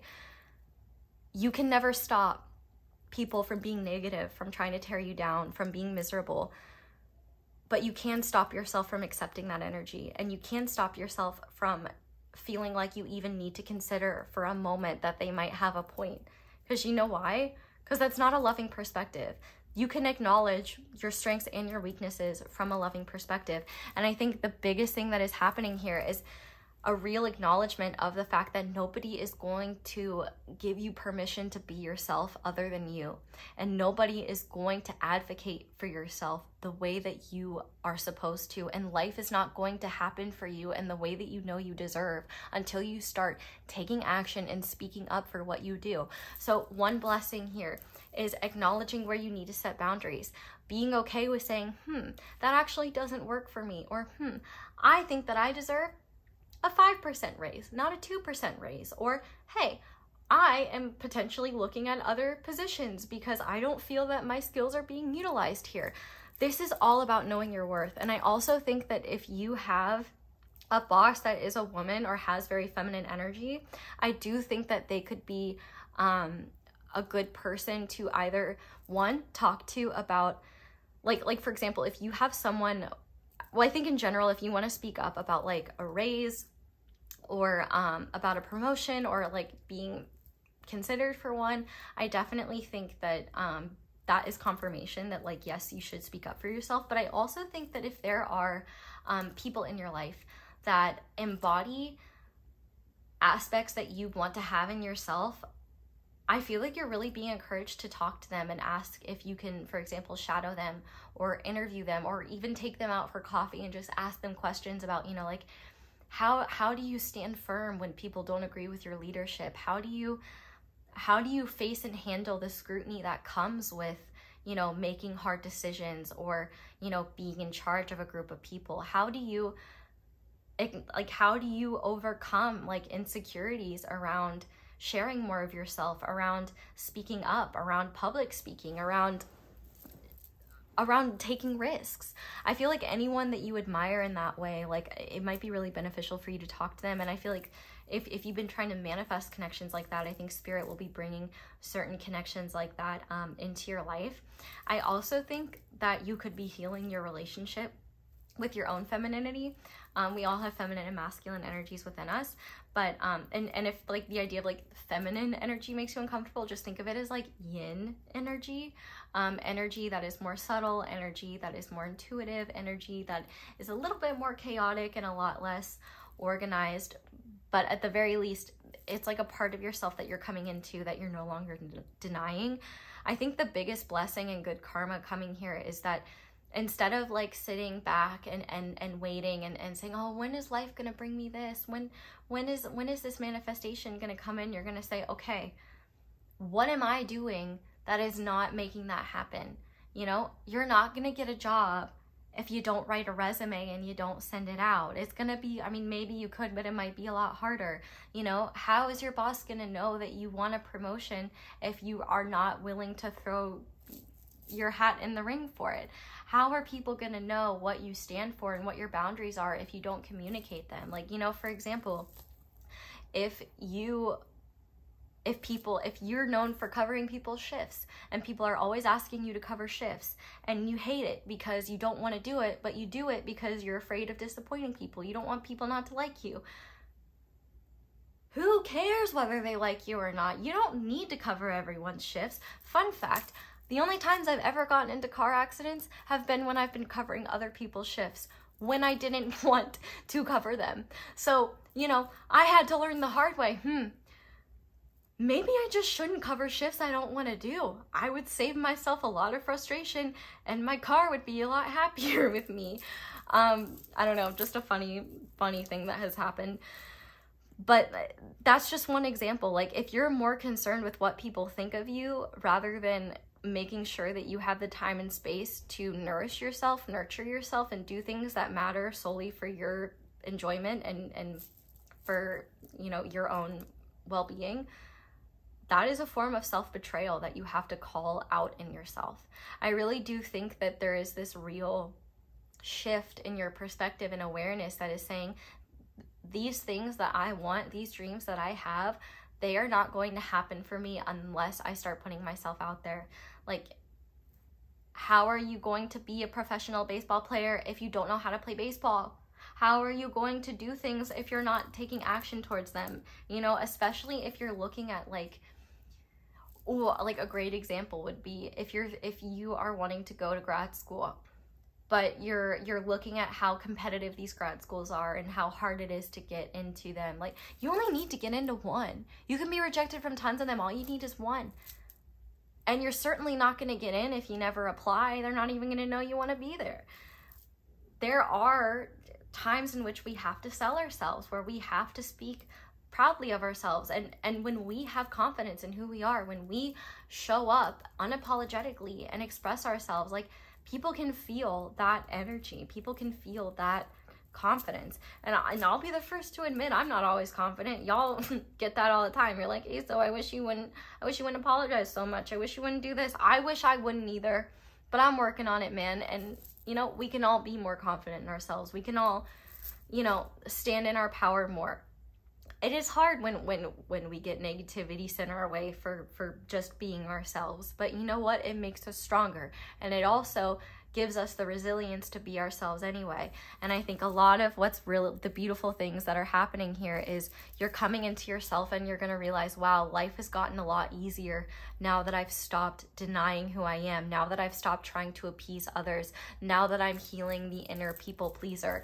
You are letting go of the inner people pleaser and instead looking at how you can please yourself. You are recognizing your worth and recognizing your value, and rather than asserting that, because see, here's the thing too, is like, if you're trying to tell people, like, I'm worthy of more, I have value, I deserve better, usually when you say those things, like, you may know it as a truth, but it seems like you're saying it because you want other people to believe it. People will inherently feel your own value. People will inherently feel that you feel confident in yourselves. Like if I could sit here and be like, yeah, I'm super confident and like I don't have any insecurities, but you're gonna see right through that because it's not true. Like, and confidence is not necessarily about having zero insecurities. Confidence is about sharing yourself and putting yourself out there, even when you have insecurities, even when you're uncertain, and even when you're afraid anyway. You know, if I waited until I was fully confident to do this, my channel wouldn't exist and I wouldn't be here talking to you right now. I wouldn't be in a different country talking to you right now. You know what I mean? Like, life happens for us when we engage with it and when we take action. And the fact that we have Mars and Aries here, this is a lot about taking the lead in your own life and not waiting for people to give you an opportunity to step up, but instead taking opportunities, you know, being the person to apply to things, being the person to step up, and also recognizing that you can create your own opportunities. Just because someone's not saying that they're willing to take on people that want to shadow them doesn't mean you can't ask. You know, being okay with the idea that you might face rejection, that things might not work out, but also recognizing that having the courage to do that and face that is going to give you the courage to continue pushing through until you get a yes. And I think that all of those qualities that you're coming into, it's going to bring you so many blessings, because the universe is going to be giving you what you deserve, because not only do you know and feel that you deserve it, but you're taking the action necessary in order to make that happen for you, rather than just sitting and twiddling your thumbs and being like, why isn't the universe giving me anything? Why isn't the universe bringing me my manifestations? Because we can't accept you into grad school until you start writing those applications, making those essays, doing those volunteer hours. Making what you want happen is a process of co-creation. The universe will do its part, but you have to do yours as well. And so I really do think that a more empowered version of yourself that knows your worth and is willing to assert your boundaries, is accepting of when setting those boundaries disappoints others, is accepting of the fact that not every opportunity may come out with a yes, but you're stronger no matter what, and that those no's are leading to the yes that's going to be right for you. The recognition that you do deserve to take up space. You do deserve to feel good about yourself. And the ways in which you deserve to feel good about yourself have nothing to do with your outward appearance or what other people think of you, but rather, you know, the qualities that you have within, the action that you take to share more of yourself with the world, to share, you know, your truth and your voice, to speak up, to take space. The universe is going to reward you for all of that, especially if you feel like your perspective is not being voiced. Other people don't see the world the way you do. That's all the more reason why you should be sharing more of yourself. That's all the more reason why you should be putting yourself out there. Yeah, there are going to be people that don't get it, but there are going to be people that are inspired. There are going to be people whose minds are changed by what you have to say. There are going to be people that realize that there are going to be people that are relieved that someone with their perspective finally had the courage to say something. And all you are going to find, any negatives that come from you being more of yourself, sharing more of your voice, speaking more of your truth, not being afraid to be perceived as a bitch or whatever people may project onto you because you're taking up more space, and not being afraid to be authentic, like the cons of that will not even light a candle to the pros that will come. Like, the people trying to keep you small aren't going to pay your bills. The people that are whining and complaining and telling you that you can't do something, they're not helping you in any way. Like, they're literally just projecting their own fears, their own insecurities onto you. And I think one thing that you're going to realize, especially with that mirror here, is the recognition of that I don't need to worry about other people's projections. I don't need to worry about what other people think of me. What matters is what I think of myself and what I know I deserve, and my willingness to advocate for myself and to be willing to put myself in uncomfortable positions so that I can have the opportunities to actually experience and go for the dreams that I know I'm meant to follow. This is all about recognizing that nobody's going to take up that space for you. Nobody's going to advocate for you. Nobody's going to make your life happen for you but you. The universe will do its best to guide you along and support you in that process, but it can't make things happen for you. It can't write your applications for you. It can't ask for your promotion for you.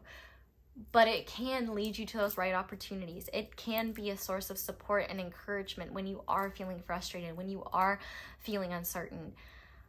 But all of this is just leading to you recognizing that you've always had the power to achieve things. You've always had the power to go after what you want. You've always been worthy of the things you're trying to manifest. It's just been about you recognizing that and being willing to step into that role in that process and whatever it takes to get there. So with that being said, we're going to go ahead and get into the tarot now and look at these themes a little bit more deeply. So I'm using a bunch of different tarot decks today, and so if you're wondering what decks they are, I will put the letter. So in the intro, I put letters besides each question. So letter A will be this deck, B this deck, C, so on and so forth. And so I'll put A, B, C, D, E behind them. So if you want to know what they are, that's how you'll know. But to start, this card is going to represent a specific way in which you will see these energies manifest in your life. I love to see it. I love to see this. Okay, so first of all, this could be counterpart energy.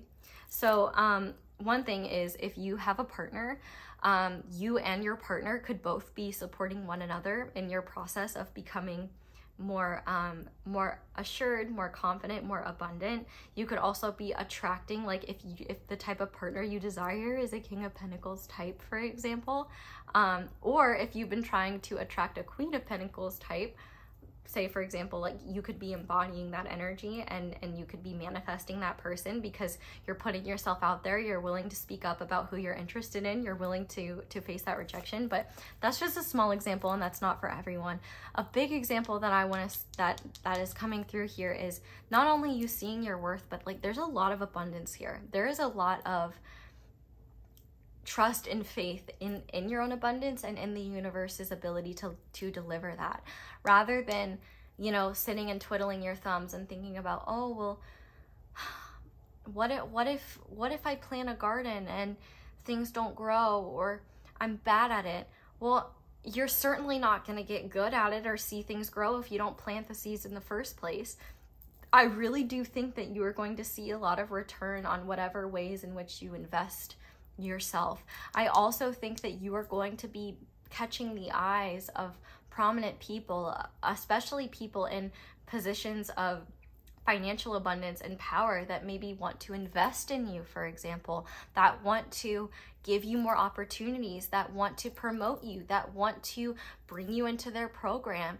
I really do think you are going to find that you're attracting abundant people, successful people into your life that can either further whatever your goals are, or you're going to be stepping into that role yourself where you seem to be attracting more success naturally, and you also seem to be attracting people that vibrate with that energy, that vibrate with that energy. You know, the more you vibe with, like, you know, that abundant energy, like your tribe's gonna be abundant too, bro. Like you're gonna attract them. I can't take myself seriously when I say that word, but like I'm channeling, so I gotta channel. It's energy, everything's energy, and everything does vibrate, so it's not technically untrue, but it does sound a bit silly.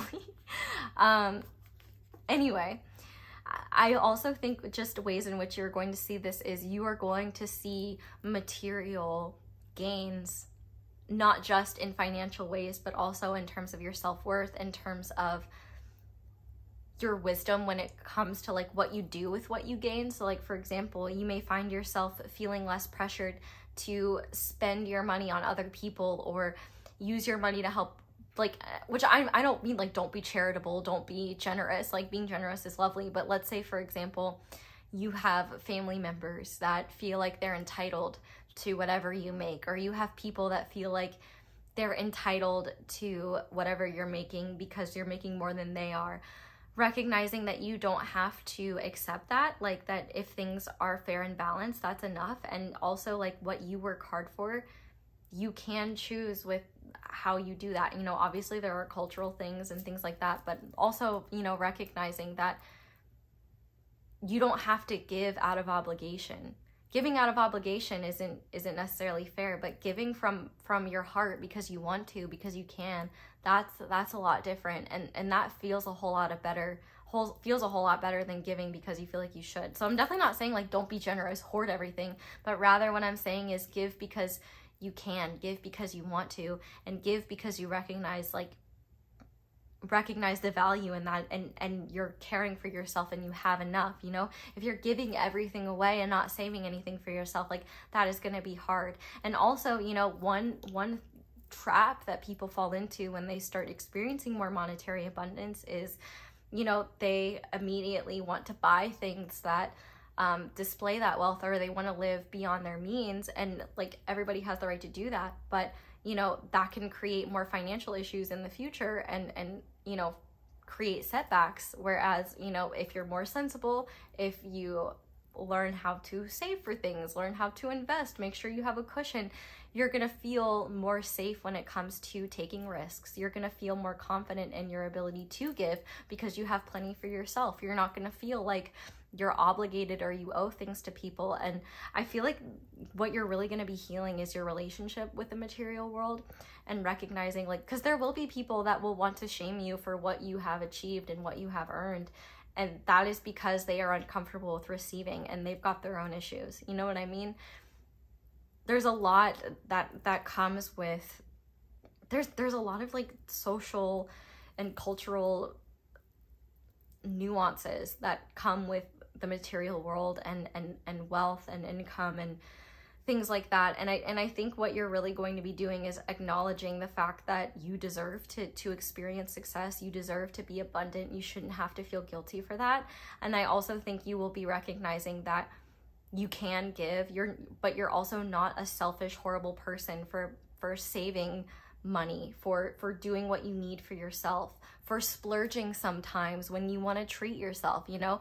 Obviously, like, if you're gaining more financial abundance, that doesn't mean that like you can't like splurge once in a while. You can't make a big purchase or do something fun. And even then, let's say you make incredibly irresponsible financial decisions, it doesn't mean you can't make more.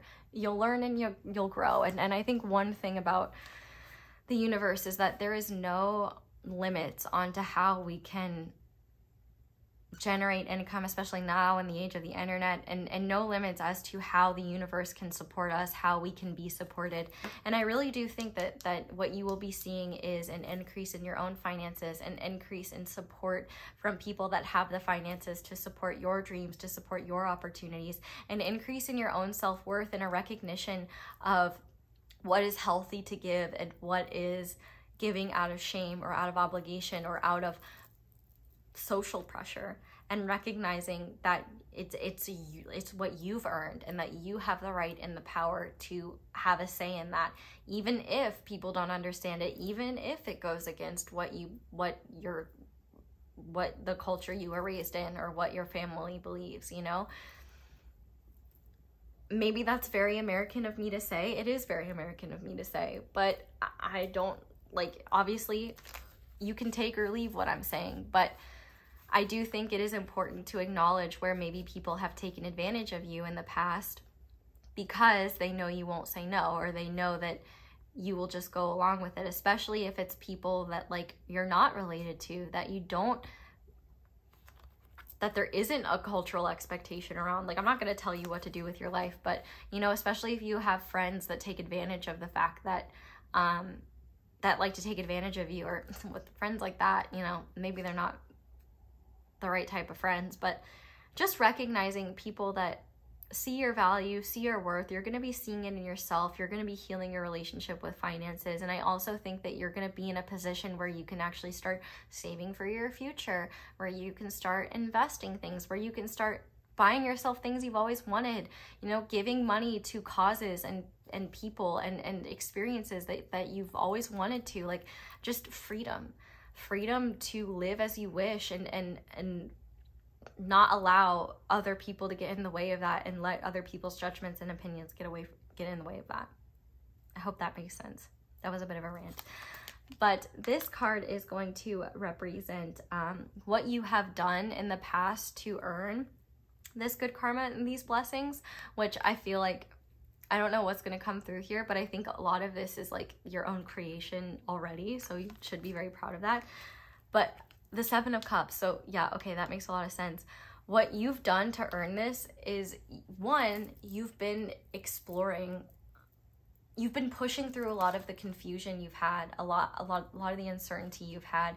You know, the Seven of Cups can often talk about confusion or maybe different options or different opportunities. I feel like you've been taking the time to reflect and look at what really matters to you, explore different options in your life. And I think you have come to certain conclusions about what is going to be, what feels right for your life right now, what feels supportive for your life right now, and also recognizing what perspectives and what belief systems, what societal norms don't serve you and that you don't feel like you need to be attached to. Like, you know, for example, maybe you've always been an incredibly creative person, or let's say this, maybe you've always wanted to be a professor, but your family wants you to be a doctor because everyone in your family has been doctors, and so you should too. And so you're like, well, medical stuff actually grosses me out and I don't want to be in medical school. I'm really passionate about Egyptology and I want to study Egyptology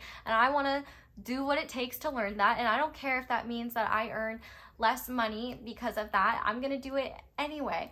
Bro, you don't, like, you could write the sickest book about Egyptology and come up with some crazy ass discovery that then becomes something that supports you for the rest of your damn life. Like, people don't know what's gonna bring income for you, and also income isn't the end all be all.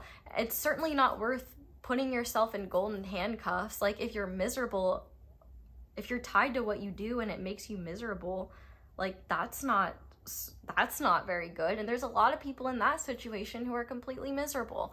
So I think that what you've been doing in terms of figuring out what you truly want, learning to let go of the shame around being honest about what it is you actually want, learning to be okay with uncertainty and to kind of face that lack of clarity and face that confusion anyway, and be able to push through that and be able to explore and give yourself the peace and the grace to, like, explore things and figure things out as they come. Like, all of that is really helping you. And I also think that if you have been changing your habits to support more clarity of mind and support a more action-oriented perspective, I think that is really helping you as well. Like, if you've been doing a lot of procrastinating, or if maybe, let's say, for example, you've been, like, relying on maladaptive coping mechanisms as a way to just, like, cope with the present and not acknowledge it and keep your dreams in the future, I feel like you've been doing the work to kind of put that in the past and find ways to support yourself so that you can have the future that you want, and stop viewing the future that you want as something that's always going to be in the future, but rather something that you're creating in the present that you will continue to take steps towards, and that will be there sooner than you realize. So you guys got 2 cards for this one, and this is going to represent significant positive change coming to your life as a result of these changes, as a result of these blessings, which I really do feel the need to say, like, so much of this is happening because of the growth that you're doing. Like, this is a lot less on the universe and a lot on you. So just, you should be very proud, and you should also recognize that everything that I'm describing, that's not a pipe dream. You wouldn't be drawn to this reading. You wouldn't be here in the first place if you weren't capable of it, if you didn't have this strength within you. But we have the King of Wands and the Seven of Wands in reverse. So this is beautiful. This is the energy of leadership. This is the energy of, first of all, the King of Wands is connected to spirit, is like, the wand suit is the most connected to spirit, and the King of Wands is a fiery, charismatic leader.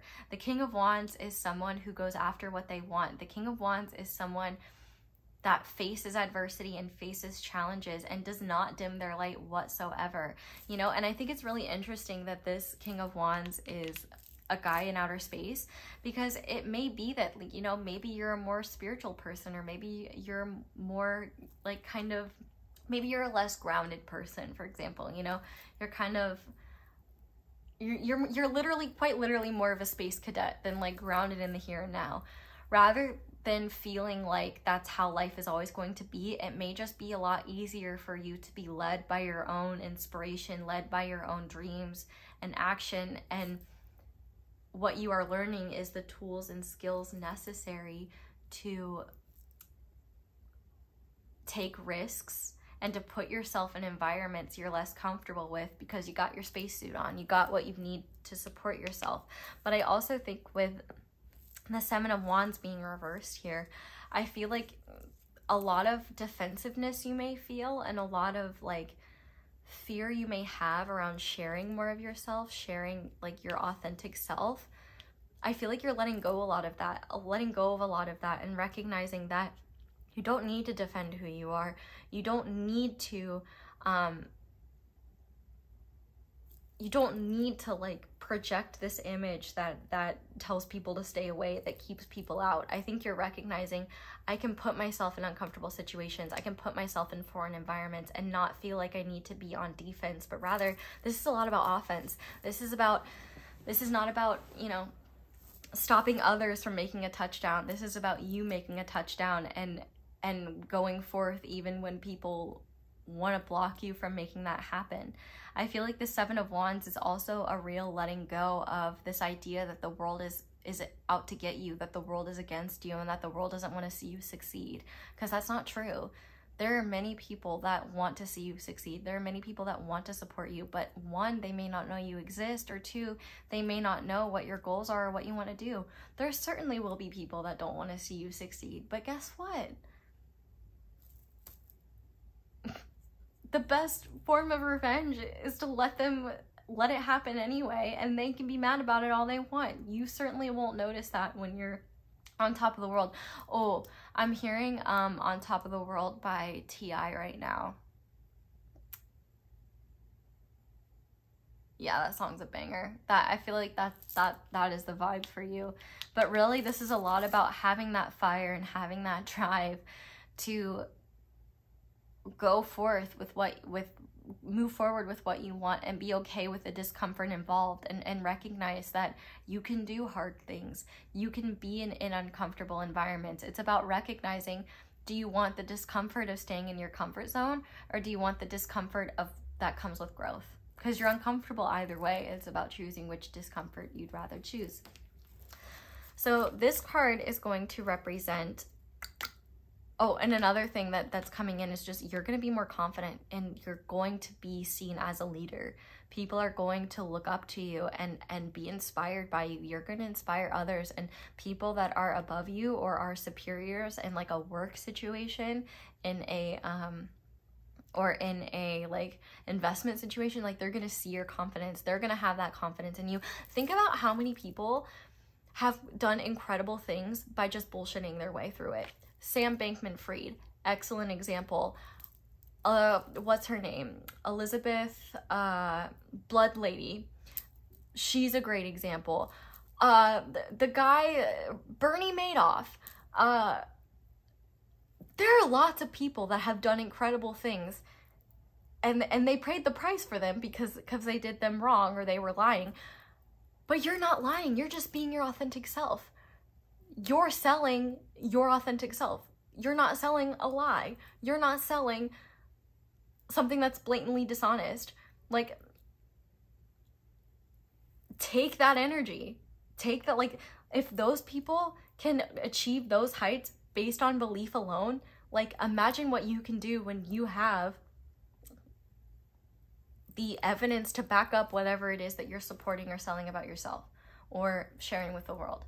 Like, people can do so much by just being charismatic.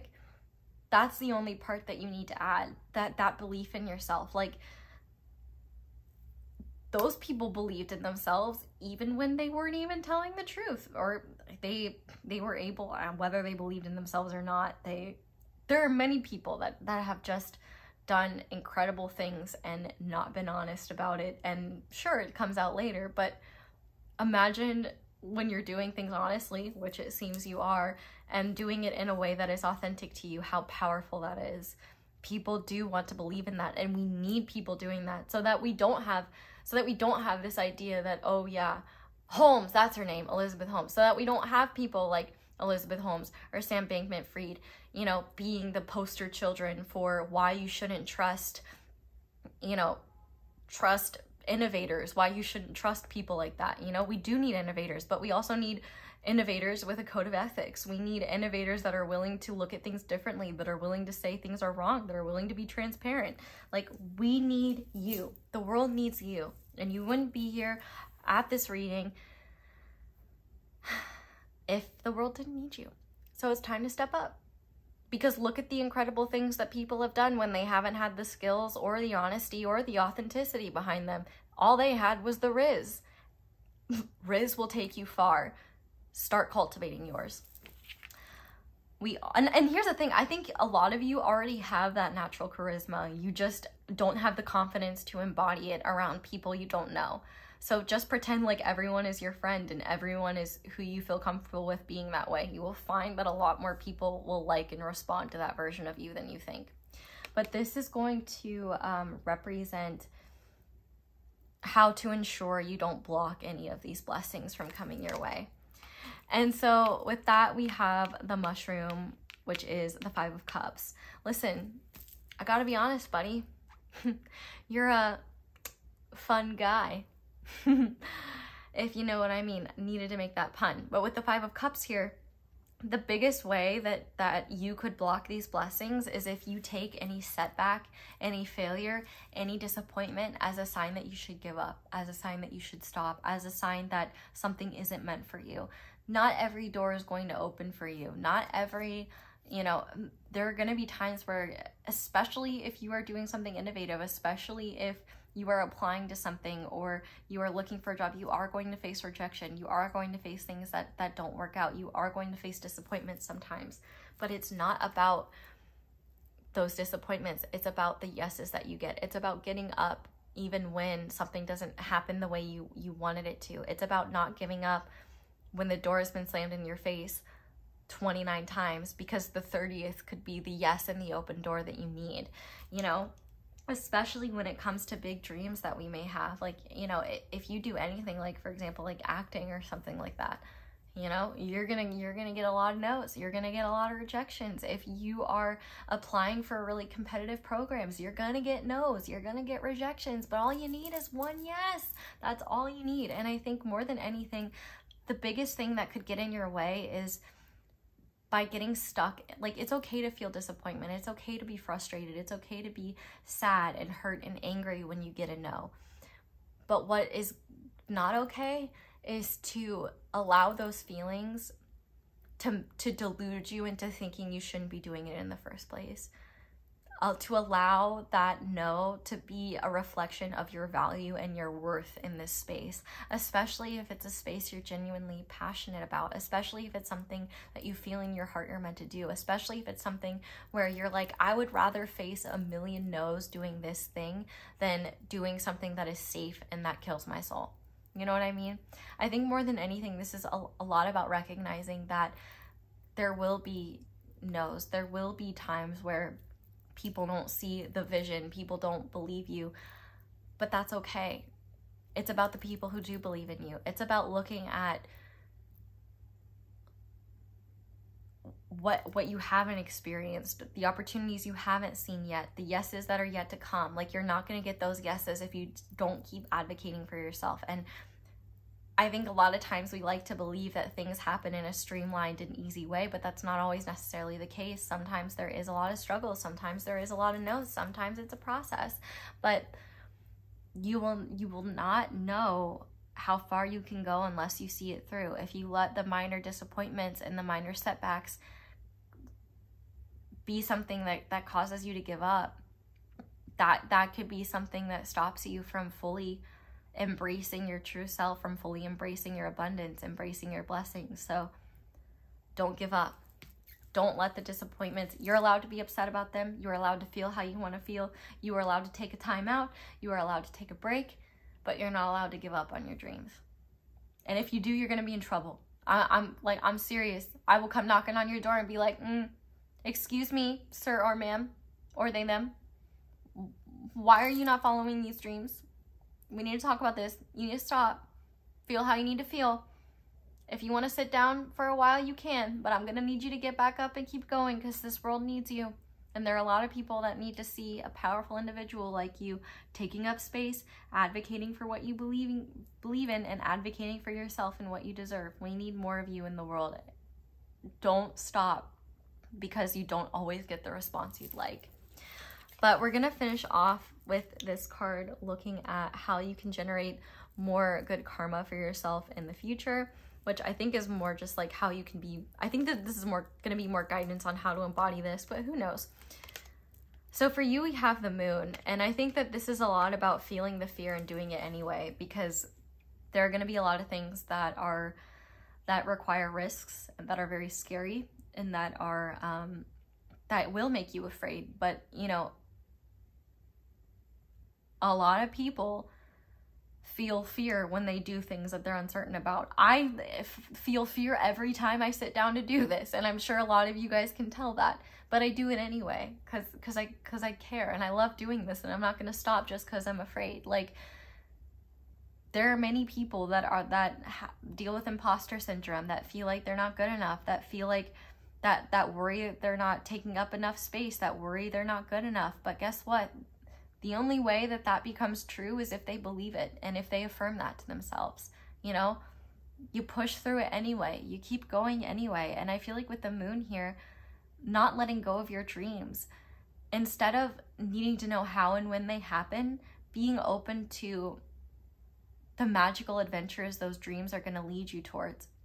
Recognizing that nothing worth having comes easy, and recognizing that the idea that you're gonna go after what you want and not feel any fear and be fully confident is honestly an illusion.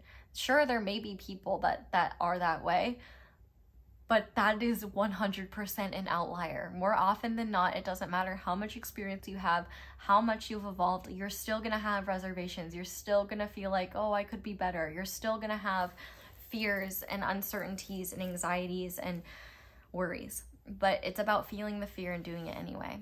As my father says, fear is false evidence appearing real.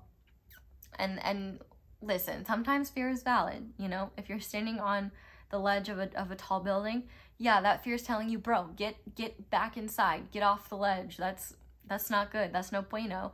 But if that fear is, oh, I need to do an interview for this program that I'm really passionate about and I'm really afraid of doing that, recognizing, yep, this is scary, but we're gonna do it anyway, and we're gonna face it, because a lot of fears, you really don't overcome them until you face them. And sometimes you feel them while you're facing them, and you feel them as you continue to face them. But that's where true strength comes from, and that is where you learn to have confidence in yourself, because you recognize that you may not know what's going to happen, you may not know what the outcome will be, but at the end of the day, you've got yourself, and you can trust that no matter what challenges you face, no matter what scary things you have to face, you can handle it, and you can support yourself as those things come. So with that being said, we're going to go ahead and finish off this reading with some guidance for you.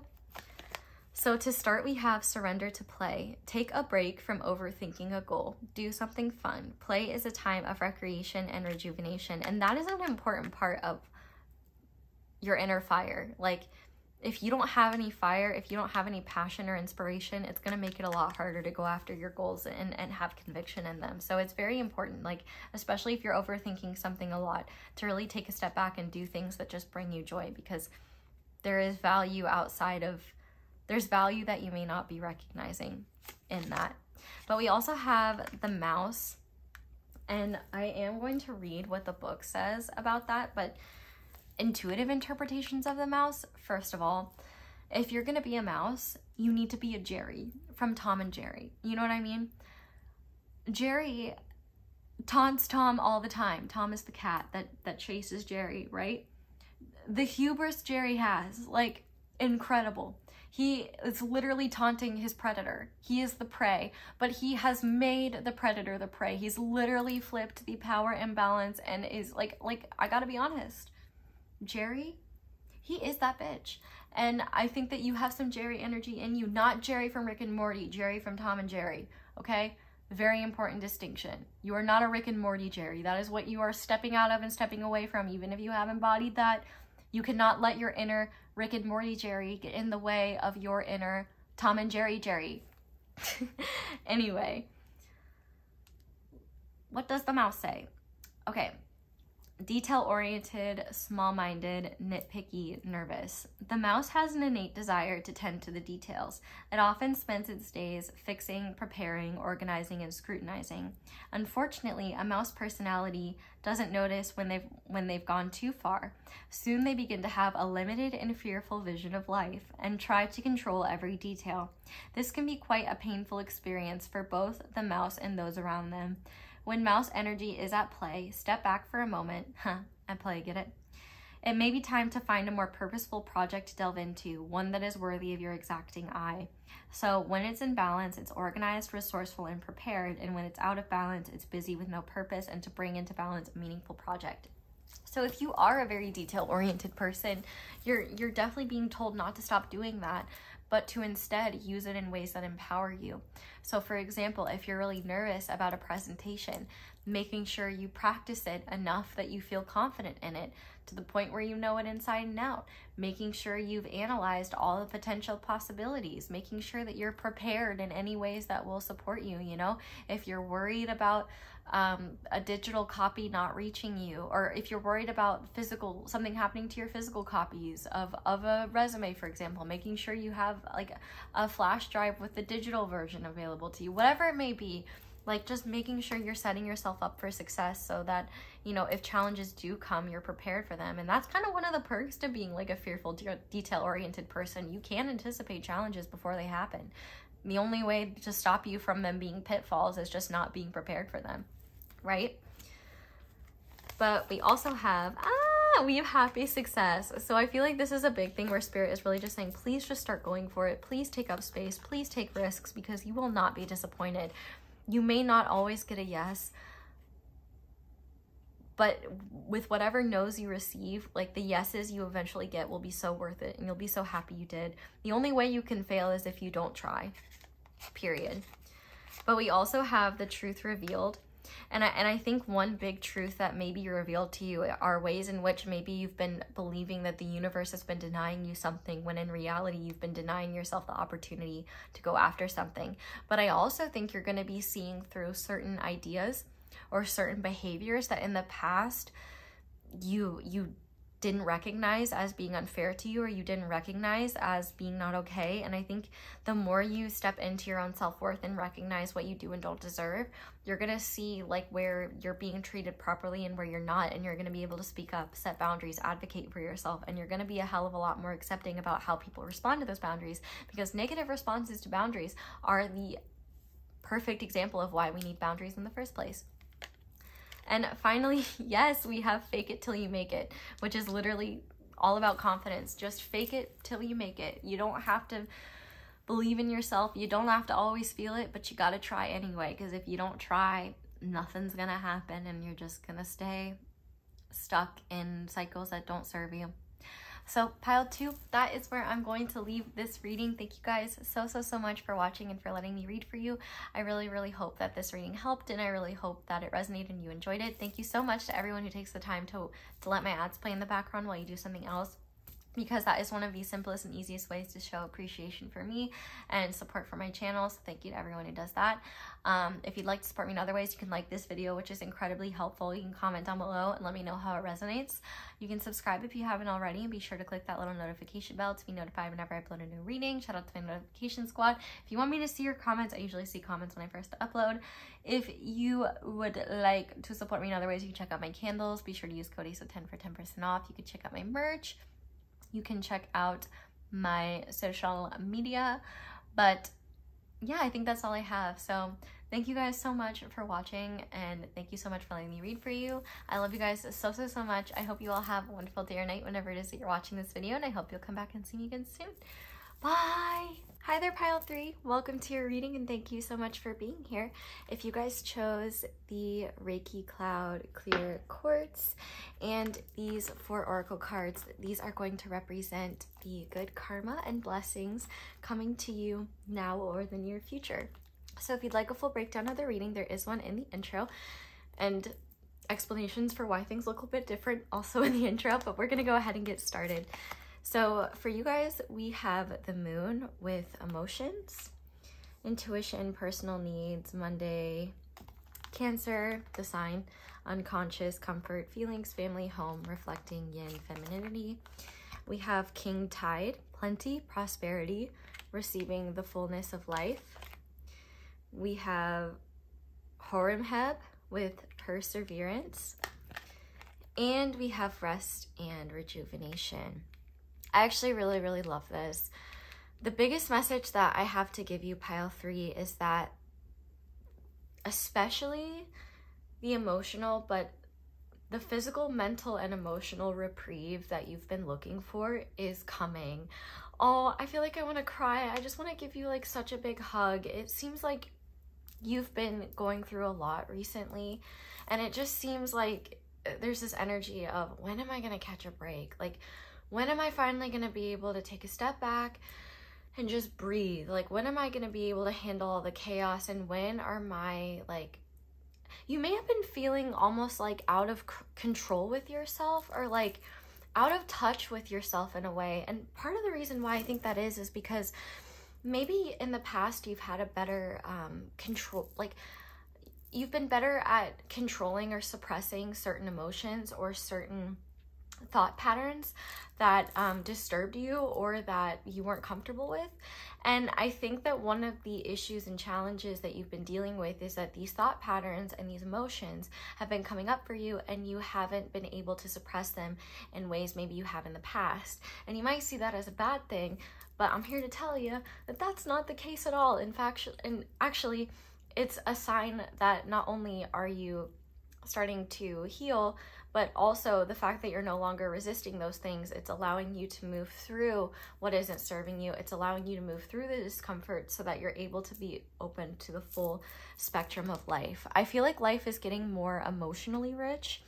And I also think that if you have been looking for a sense of emotional security and safety, especially when it comes to like finances, when it comes to like your career, when it comes to just security in general, I think that emotionally you're going to be feeling a lot more secure and trusting, even if the results you're looking for aren't exactly where you'd like them to be. It's almost like this vibe of, I may not be where I want to be yet, but I know I'm getting there and I trust myself to get there. I also just think, once again, like your guides really just want to commend you on how hard you've been working and the perseverance that you have to not give up when things have gotten tough. I really need you to know that there is a light at the end of the tunnel. And in fact, as you move through like the final parts of this challenging cycle, I really do feel like there is going to be a natural high for you where you really start to feel a lot of the lighter emotions that you thought you were disconnected from, or you thought were not available to you anymore. I really do think there's going to be a reconnection with yourself where you're like, oh yeah, okay, I'm doing just fine. For a second there, I thought maybe not. Like your brain may have been convincing you that like everything was imploding and everything was going to shit. But I think that you are going to be like recentering yourself and moving through a lot of those challenging emotions and challenging thought patterns and recognizing, okay, no, these are just states of being. They're not the reality of my situation, and I can move through these. I also think that if you have been putting in work to change your routine and change how you care for yourself, that is playing a huge role in your ability to find more peace in your everyday environment. Now, obviously, just because we're getting a lot more rest and rejuvenation doesn't mean that life is not ever stressful, but like any stresses that you are dealing with in the near future, any frustrations that you're dealing with in the near future, those are going to be a lot more, much easier to handle. I also am hearing too that if you've been looking to find like a new counselor or a new therapist, or if the one you're working with is really working out for you, it seems like you guys might reach a breakthrough together soon, or you might find like the right counselor / therapist for you soon.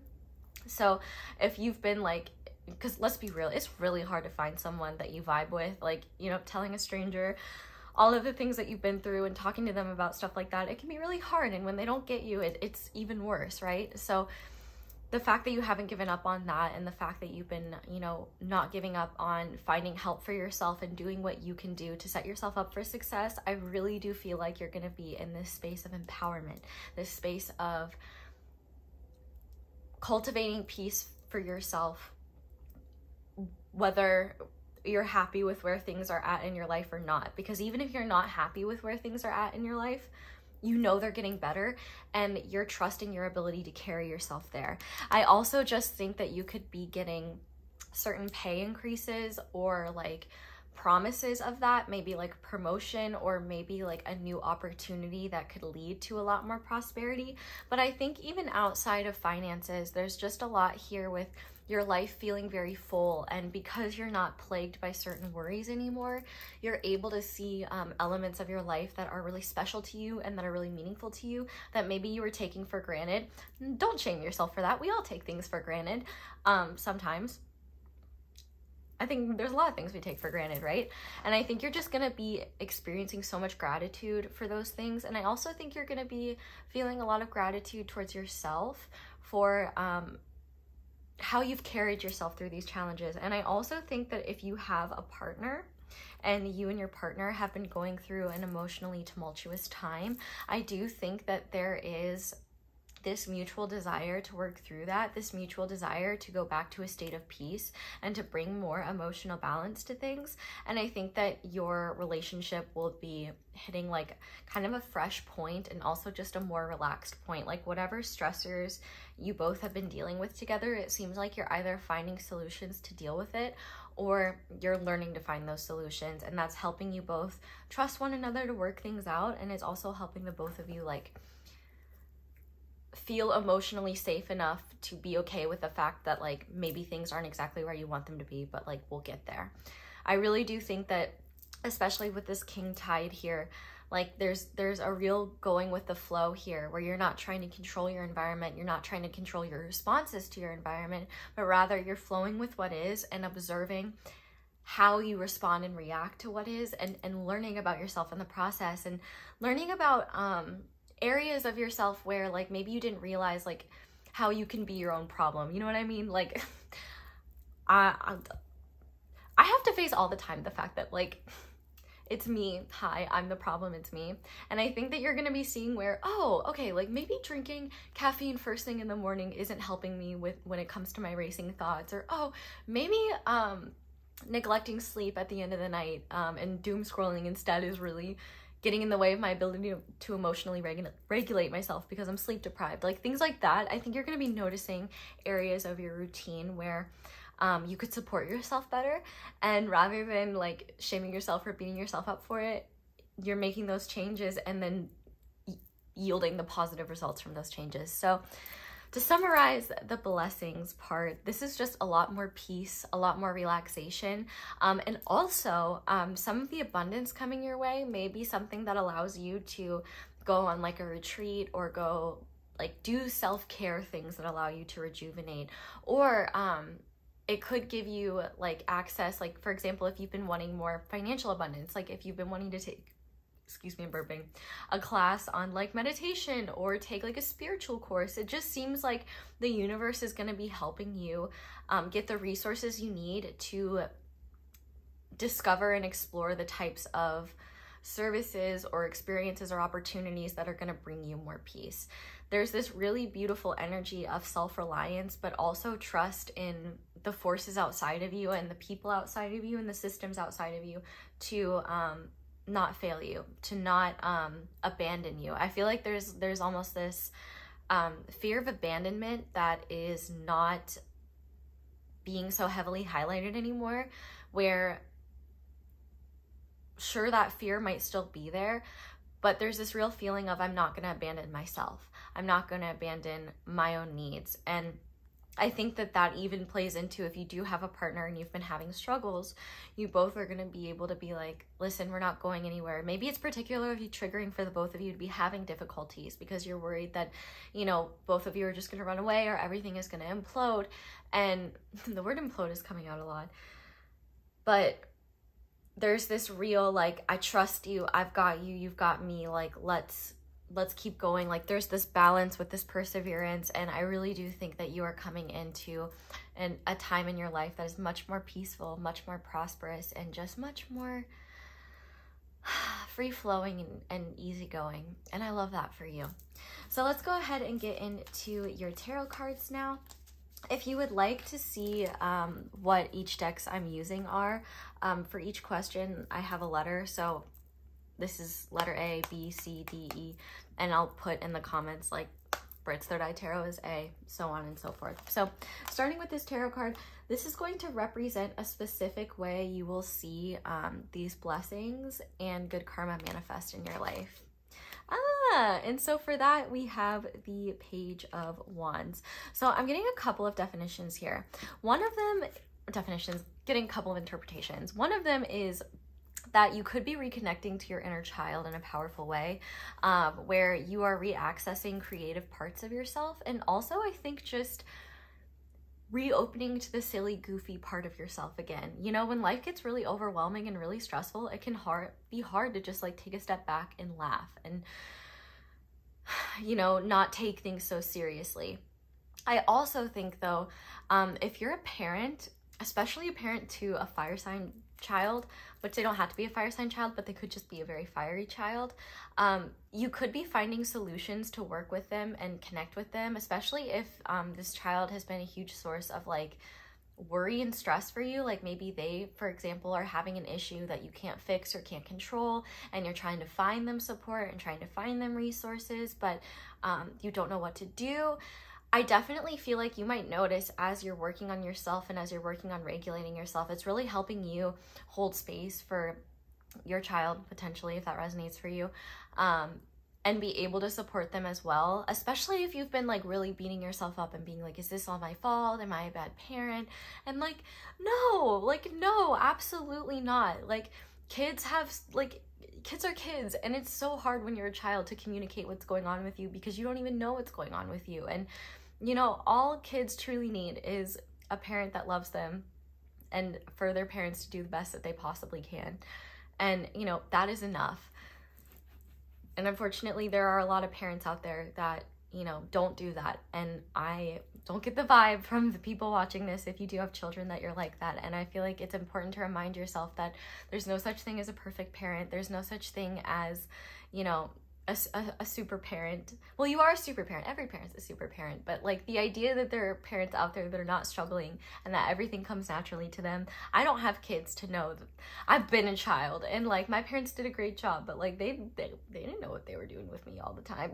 So, and you know, and when you grow like that, and as you grow older, it can be a really healing opportunity to connect and heal certain misunderstandings from the past, because you're able to communicate better and you both understand like, oh, it wasn't like we weren't ever intentionally trying to like hurt each other, not support each other. We just didn't really truly understand the issues and how to support you, right? So I do think one thing is, if you're not healing, you could be healing your relationship with both your inner child and a literal child that you have. But I also think this Page of Wands extends to a lot of creativity and a lot of like bursts of inspiration, where maybe in the past, like where all you saw were roadblocks, now you're seeing solutions to those roadblocks. Where maybe all you saw in the past was barriers and obstacles, now you're seeing opportunities for creation. I feel like you're going to be putting yourself out there more and seeing the world through fresh eyes because you're not so exhausted all the time. I also think like I just get this like silly, goofy vibe. It kind of reminds me of in the movie Step Brothers, when Brennan and Dale kind of like figure out they're very similar and they're like giggling and running throughout the house. Like I kind of see that in you, and I feel like it's an important reminder that like your emotional needs are important. Like no matter how stressful life gets, like we're all just children in big bodies. Like that's really all adults are, and it's important to feed and nourish that part of yourself. And one thing is too, is if you have kids, or if you have, for example, if you hang out with like your friends' kids, or you have like nieces or nephews or cousins, you could be connecting with them and like just having a lot of fun with them, and you know, like doing fun things like playing with them on the playground, or like playing whatever they want to play, and that might be something that helps you just remember like the fact that you deserve to feel that whimsical playfulness, and remember that, like, yes, life is stressful, life is hard, and we have bills and responsibilities, but that doesn't mean that you're not allowed to take like an hour off to just play with some dang Legos. You know what I mean?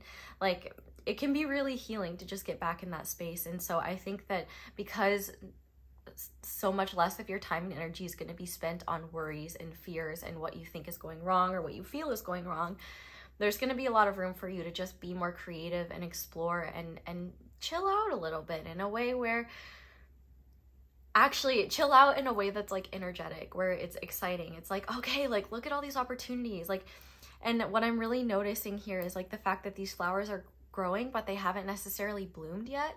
So I feel like you're going to be feeling at peace with all of these new creative ideas and just knowing like, okay, I'm at a solid starting point to really get myself to the next level and build more. So this is a really beautiful energy, and I really think no matter how it manifests for you, it's going to be a really exciting and really fun time. And one thing I do want to say too is make sure you write down your ideas. Make sure you act on things when you get inspired by them, or at least as soon as you can, because you might start doubting or overthinking about those ideas or inspirations. Don't let your mind start doing that. Just go for it.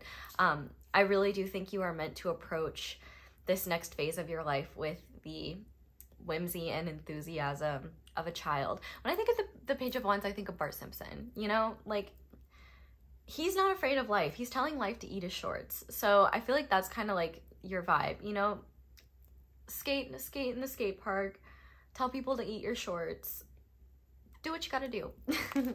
But next we are going to look at praise from your guides or the universe for what you've done to bring about this good energy, this good karma in your life. And that is the Five of Cups.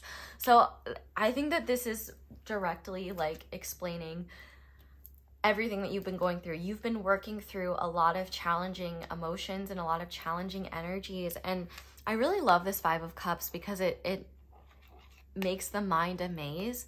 And I think that you have been doing like the really difficult and challenging work of navigating a darker phase, a darker time. You know, you could have been in like just a really emotionally down place, or you could have even felt like the universe brought you to that place, which maybe it did, but it was only so that you could like see what you had been neglecting within yourself, see what you had not been addressing within yourself. And I'm hearing that like TikTok audio. It's like, we can't go over it, we can't go under it, uh-oh, we've got to go through it. And I really do think like you've been going through it, and as hard as that's been, I just really want to commend you for not giving up on yourself and not allowing yourself to, like, even if you did allow yourself to fall in the pits of despair, to let yourself sit there and not beat yourself up for it, and to say, okay, I'm here. How do we get out? I'm really thinking of The Labyrinth right now, the movie from the 80s.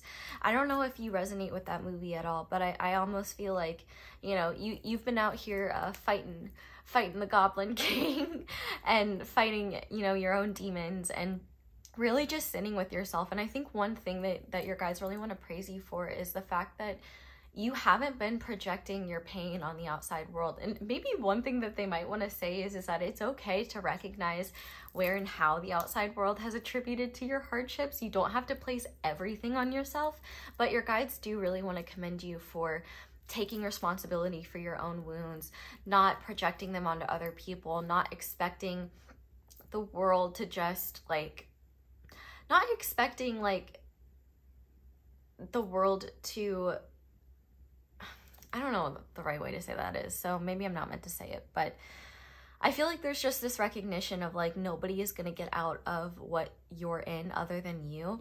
And I really like the similarities between these two cards, because it's almost like in one of them, you're kind of buried, or not buried, but just sitting in your own darkness. But in this Rest and Rejuvenation, it's like you're moving through the darkness and kind of getting more into alignment and seeing things as they are, rather than seeing things through the lens of your own pain.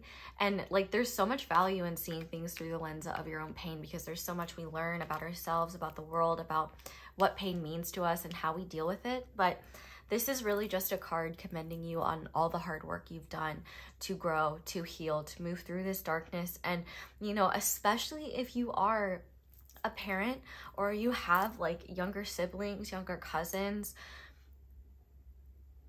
they're probably going to deal with darkness too. I mean, come on, we all deal with darkness. No human leaves this earth unscathed. And you may feel like you're a bad parent or a bad sibling or a bad friend or whatever it may be because you kind of had to take a step back and deal with yourself. But I feel like you need to know how important it is to have a happy parent and how important it is to have a parent that can help navigate their children or navigate, you know, their loved ones through this darkness as well. And your experience is going to be something that supports them. And I also think, you know, if that happens to your partner or something like that, if you have one, you can be an excellent support system and be the type of person to not be like, just get over it. Like, just rub some dirt on it and get up. Like, you have that compassion, you have that understanding, and you're giving people the grace that you wish you had. And I feel like that is a lot of good karma. Like, I feel like you haven't been lashing out at the world from your own pain. And I feel like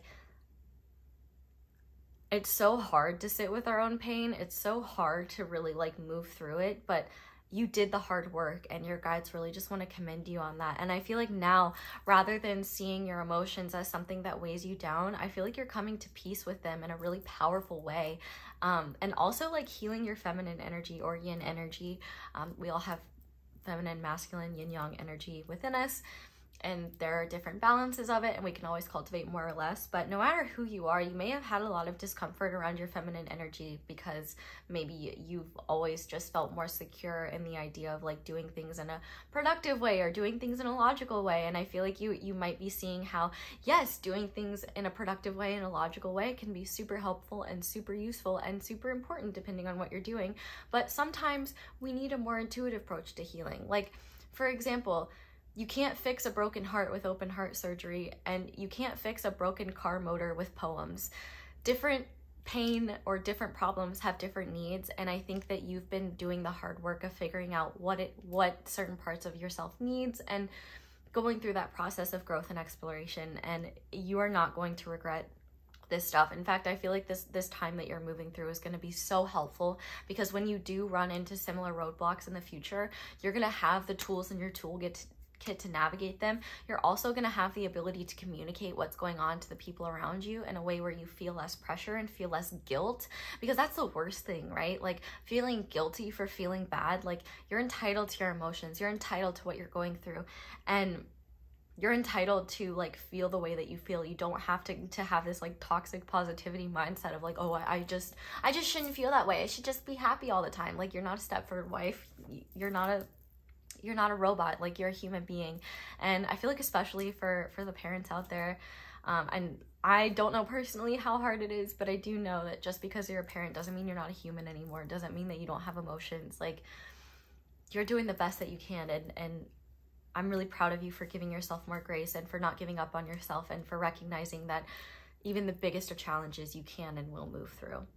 So now I want to look at significant positive change coming to your life as a result of this good karma, and for that we have the Knight of Wands. So this is awesome. So I feel like life is going to be moving a lot faster, and a lot of the inspiration that you are getting is going to be leading you to taking inspired action. I also see some travel here.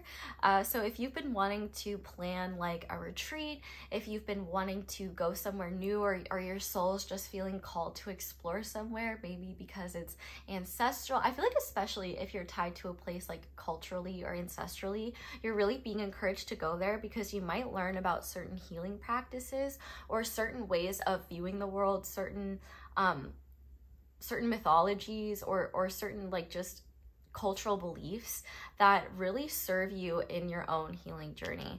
I also feel like with the Knight of Wands here, there's this confidence that you're going to be developing where you're not afraid to take risks, because you know if you fall off the horse you can get back up. It's almost like this, you're going to be going through this transition where you start to open up to the silly side of life again, the goofy side of life. You're getting all this inspiration, you're connecting with your inner child, you're seeing solutions, and it's like that is fueling you to be like, okay, hell yeah, yeehaw, let's go for what this is. Like, you're gonna be taking action, and a lot of action. And I think if you are someone that predominantly relies on your masculine energy, I feel like the feminine energy that you're healing within you is really gonna give you the confidence and nourishment you need to go after life in a predominantly like yang way, masculine way. I know this term is gonna be like kind of confusing, so I kind of prefer using yin and yang, but the point of what I'm trying to say is like, if you've been feeling especially burnt out doing things the way you normally do them, I think the emotional nourishment and healing that's coming to you is going to give you the energy to do things in a way that you're comfortable with again, but just without neglecting yourself this time. It's like, you know, you're good at setting up a plan and making things happen. You know, you're good at taking certain risks or mapping out like the certain steps you need to do, or coming up with like creative plans or creative timelines for how you want things to turn out. And maybe it was that like a lot of the emotional pain, a lot of the anxieties and frustrations you were dealing with were getting in the way of your ability to do that. And so I don't see that being the case anymore. I think you're gonna have, I really do want you to know, like, this is going to be a beautiful time where like the rest, like the emotional rest and nourishment that you're getting is really going to help move you very far. It almost reminds me of like a bow and arrow. It kind of seems like, you know how you have to pull the bow back before the arrow can be released? Like, it almost kind of seems like you've been in that process of being pulled back so that you can spring forward and move to your goals really, really quickly. And in the process, you're going to be making sure you're getting enough rest, enough recuperation, so that you don't burn out so severely and that you can get to your goals a lot quicker. I feel like you're going to be feeling a lot more confident in yourself, a lot more confident in your direction in life. And I think a lot of people are going to be really impressed by you and impressed by what you've moved through. And you might even get comments from people that are like, wow, like you look so good today, or you look so healthy, or you look so well rested. And I think like it's literally gonna show physically that you're doing better, and energetically people are gonna feel it too. So this card is going to represent how to ensure you don't block any of these blessings coming your way. And for that, we have the Two of Swords. So this is really just about not doubting yourself. The Two of Swords in the traditional tarot has like a blindfolded person with like two swords crossed like an X, and there's a crescent moon in the background. And a lot of what that represents is the fact that you think you don't know the answer, but you truly do. I think part of maybe what you struggled with in the past was an ability to trust your intuitive self. Maybe because if like you acted on intuition and it didn't turn out how you thought it would, then you thought that your intuition was wrong.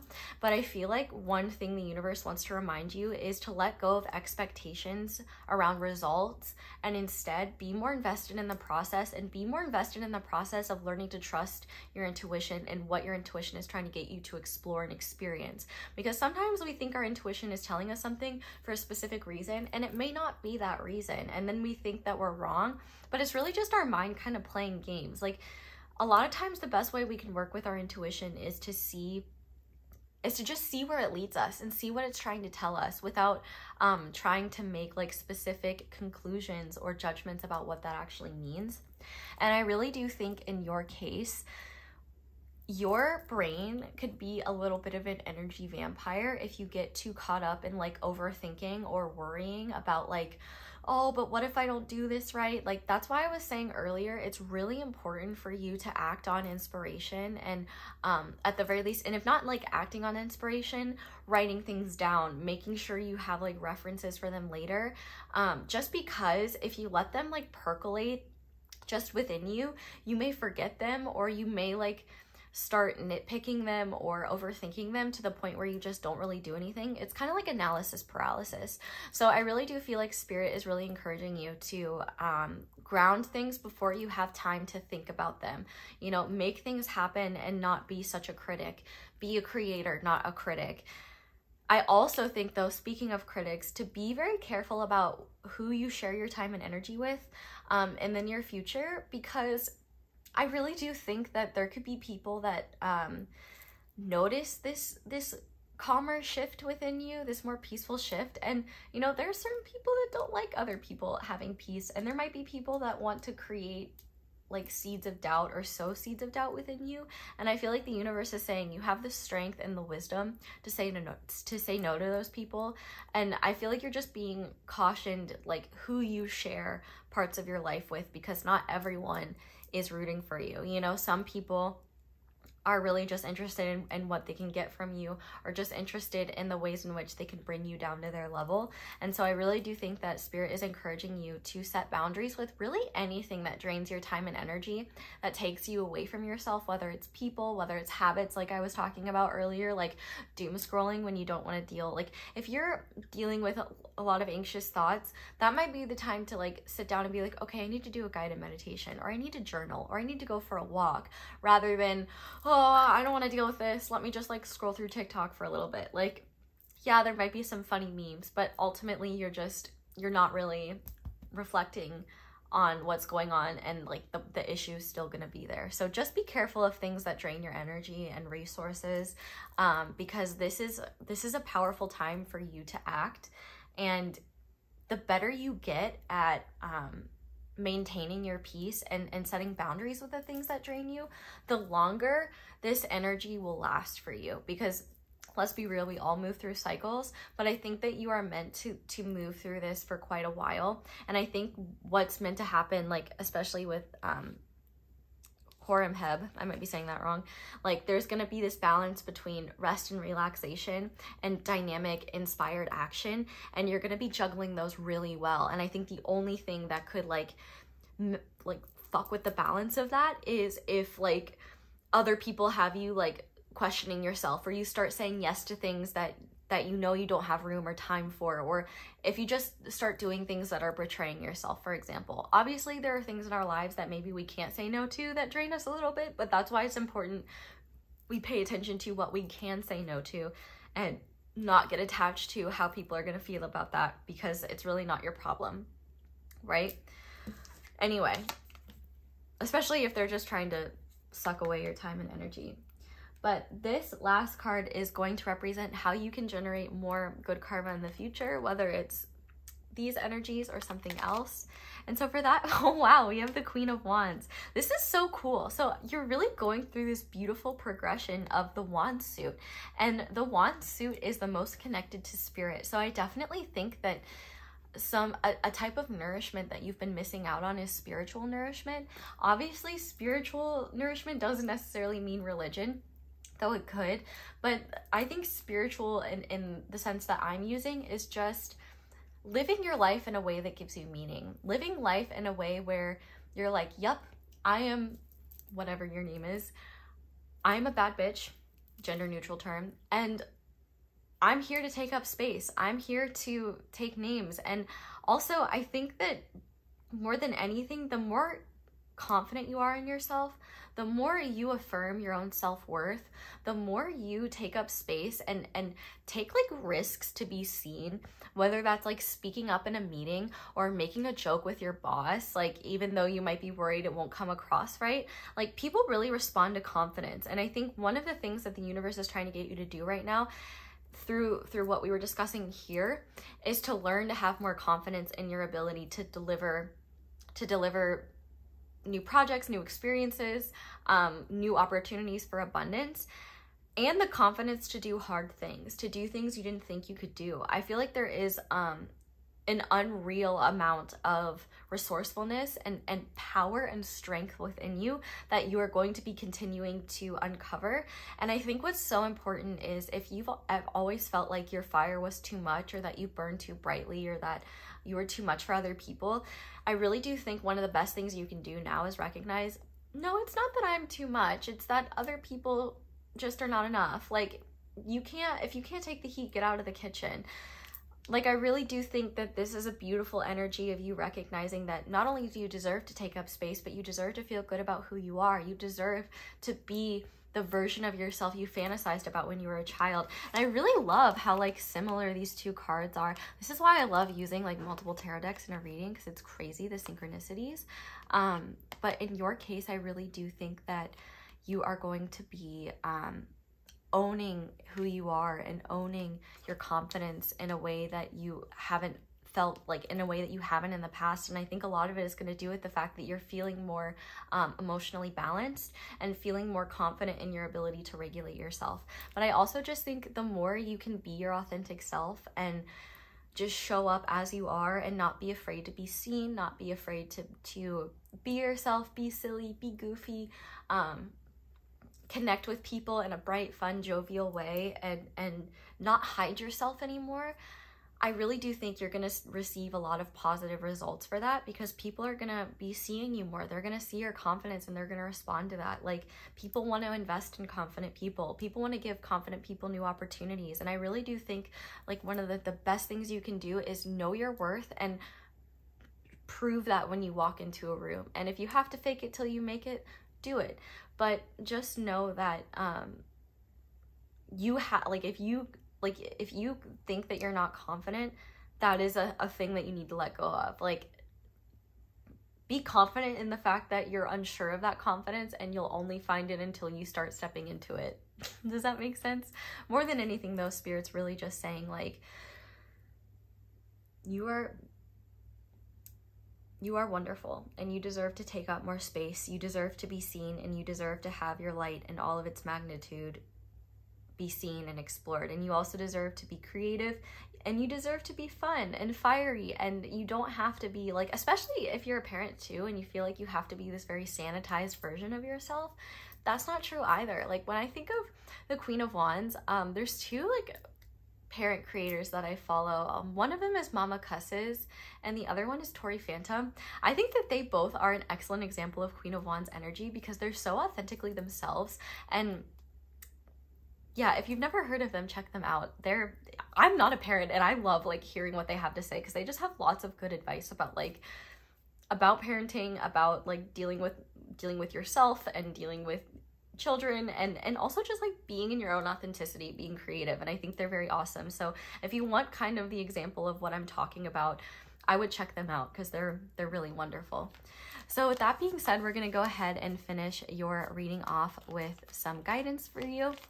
So to start, we have surrender to divine timing. Divine timing may differ from your ego's timing. If a goal isn't manifesting fast enough according to your ego, be patient and trust in the universal flow. Yeah, like that's definitely what I'm saying here, like with like the fact that not everything may be manifesting and materializing immediately, but you'll feel intuitively that everything is coming to you as it is meant to, and that you can trust yourself to be in tune with that process and get yourself where you need to be.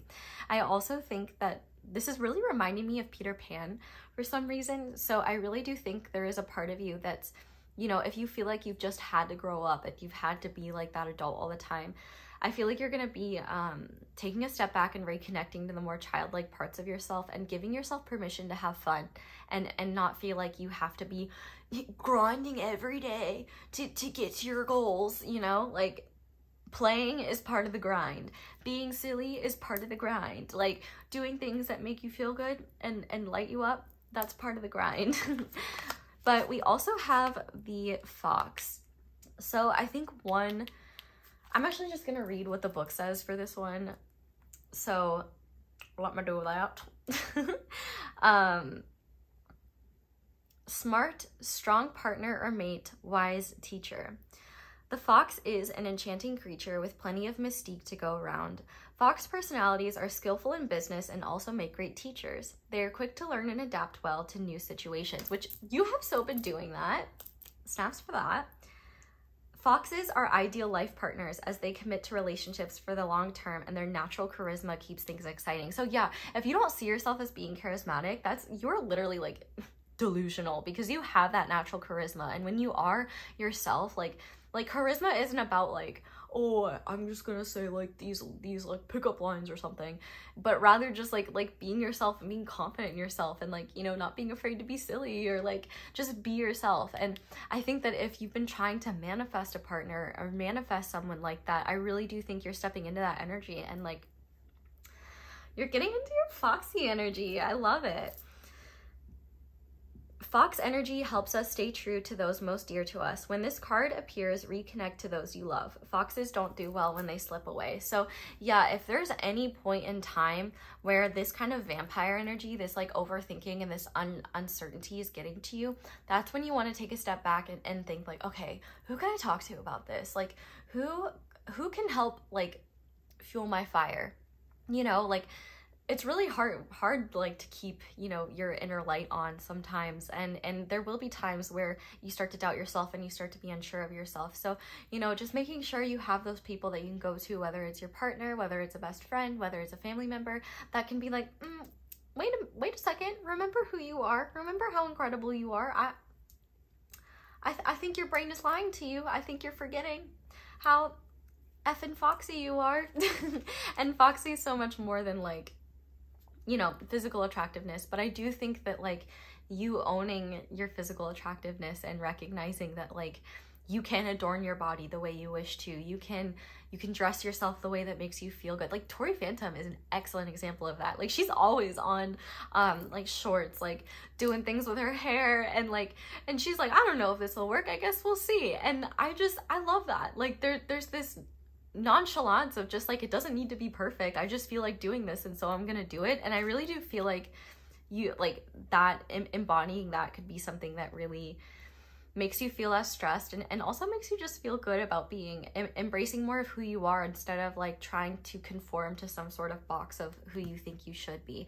By the way, if you want to know who those creators are, Mama Cusses is MOMMA CUSSES, or I think she's also Pleasant Peasant Productions. I just love her. We stand. And then Tori Phantom is TORI.PHANTOM, and I think they have a podcast together. So yeah, I think they're really cool. You should check them out, especially if you're a parent and you haven't. Anyone who knows who I'm talking about, you'll likely agree with me. But we also have Do More of What You Love, and I just so agree with that. I think that that is really something that is going to help you feel less guilt about self-care, less guilt about doing what makes you feel good, doing what makes you feel playful, what makes you feel emotionally full. And I think you're going to realize like part of the reason why it was so hard to get through those darker times was because you were denying yourself the opportunity to do things that made you feel good. And that could have been because you thought you didn't deserve that. It could have been because you thought that that feeling good is something that like you forgot how to do, or maybe you were just carrying so much mentally, emotionally, physically, energetically. You just kind of forgot what made you feel good. You kind of forgot what you could do that you love. And I think that this is a beautiful process of coming back to those parts of yourself, and maybe even discovering new parts of yourself, new things that you love. And I really do think one of the best things you can do is have a beginner's mindset moving forward. But we also have Don't Ignore Your Problems, and I really do think that this is an excellent reminder of like, look at how far you can go and how much you can do when you acknowledge and work through and go through the things that are holding you down. Make sure when problems arise, you don't start suppressing them again, because you might have to go through a mini version of this cycle that you've been repeating. Don't suppress those things. Recognize what's dimming your fire, what's making you not feel good, what's bringing you back to a state you don't want to be in. And that doesn't mean you have to fix it immediately, but at the very least be aware of it and keep it in your awareness so that you don't, get yourself back in a cycle you don't want to be in. And oh, this is so beautiful. It is okay to be lost. You will find yourself. And I think this is such a perfect card to finish on, because that's so true. Like, the idea that we're truly lost, or the idea that we don't know who we really are, like, it really is an illusion. And the more you just stop sitting there trying to figure it out and instead just explore and connect with yourself and make room to clear out the kind of the mental and emotional clutter that gets in the way of that, the more you'll realize like, oh, the real me is always there, and the real you is multidimensional and constantly evolving, and there are going to be parts of yourself that you're adding, parts of yourself that you're subtracting, and you're in this constant process of evolution and transformation, but it's all you at the end of the day. And even if you don't feel truly connected to yourself, like you will always come back to yourself. And it's such a beautiful thing to do, because it's like the most beautiful reunion ever, right? It's like, oh, there's me, there I am. And you know, I think that quote unquote losing ourselves is an opportunity for us to truly appreciate like who we really are and how good it feels to embrace that, and how and the relief that comes with recognizing like, oh, I was always here all along. I was just, you know, I just forgot. And I really do think that this is going to be a beautiful time of you remembering who you truly are, and remembering how capable you are of achieving hard things, achieving big things, achieving little things, and achieving powerful things, like just giving yourself an hour a day to do something you appreciate, or whatever it may be. So pile 3, that is where I'm going to leave your reading. Thank you guys so much for watching, and thank you so much for letting my ads play in the background, because that is one of the simplest and easiest ways to show support and appreciation for what I do. But if you would like to support me in other ways, you can like this video, which is super helpful. Thank you to everyone who does that. You can comment down below, let me know how it resonates. You can subscribe if you haven't already. Be sure to click that little notification bell to be notified whenever I upload a new reading. You can also check out my candles. Be sure to use code XOXO10 for 10% off. You can check out my merch. You can check out anything else, I don't know, social media, it's all linked below. But that's all I have for you guys. So thank you so much for watching, and for letting me read for you, and for being patient with me as I, you know, have a different setup. Should be back soon enough, but I hope you all have a wonderful day or night whenever it is that you're watching this video, and I hope you'll come back and see me again soon. Bye! Hi there, pile 4. Welcome to your reading, and thank you so much for being here. If you guys chose this beautiful Sodalite palm stone, I just think this is the prettiest piece of Sodalite I've ever seen. And this stack of cards, this is going to be your reading on blessings and good karma coming your way. So if you want a full breakdown of the reading, there is one in the intro, also explanations for why things look so different. Thank you for your patience with that. But we are going to go ahead and start by looking at what these blessings / good karma is. So to start, we have contract, we have Pluto with renewal, evolution, transformation, Scorpio, beginnings, endings, rebirth, turbulence, destruction, hidden power, core truths, intensities, highs and lows. We have let it go. Okay, Elsa, release the past, forgive, soften, move forward. And we have Apophis with darkness. So this is definitely, obviously I've got Frozen in my head right now as soon as I saw Let It Go, but this is definitely a much needed new period in your life.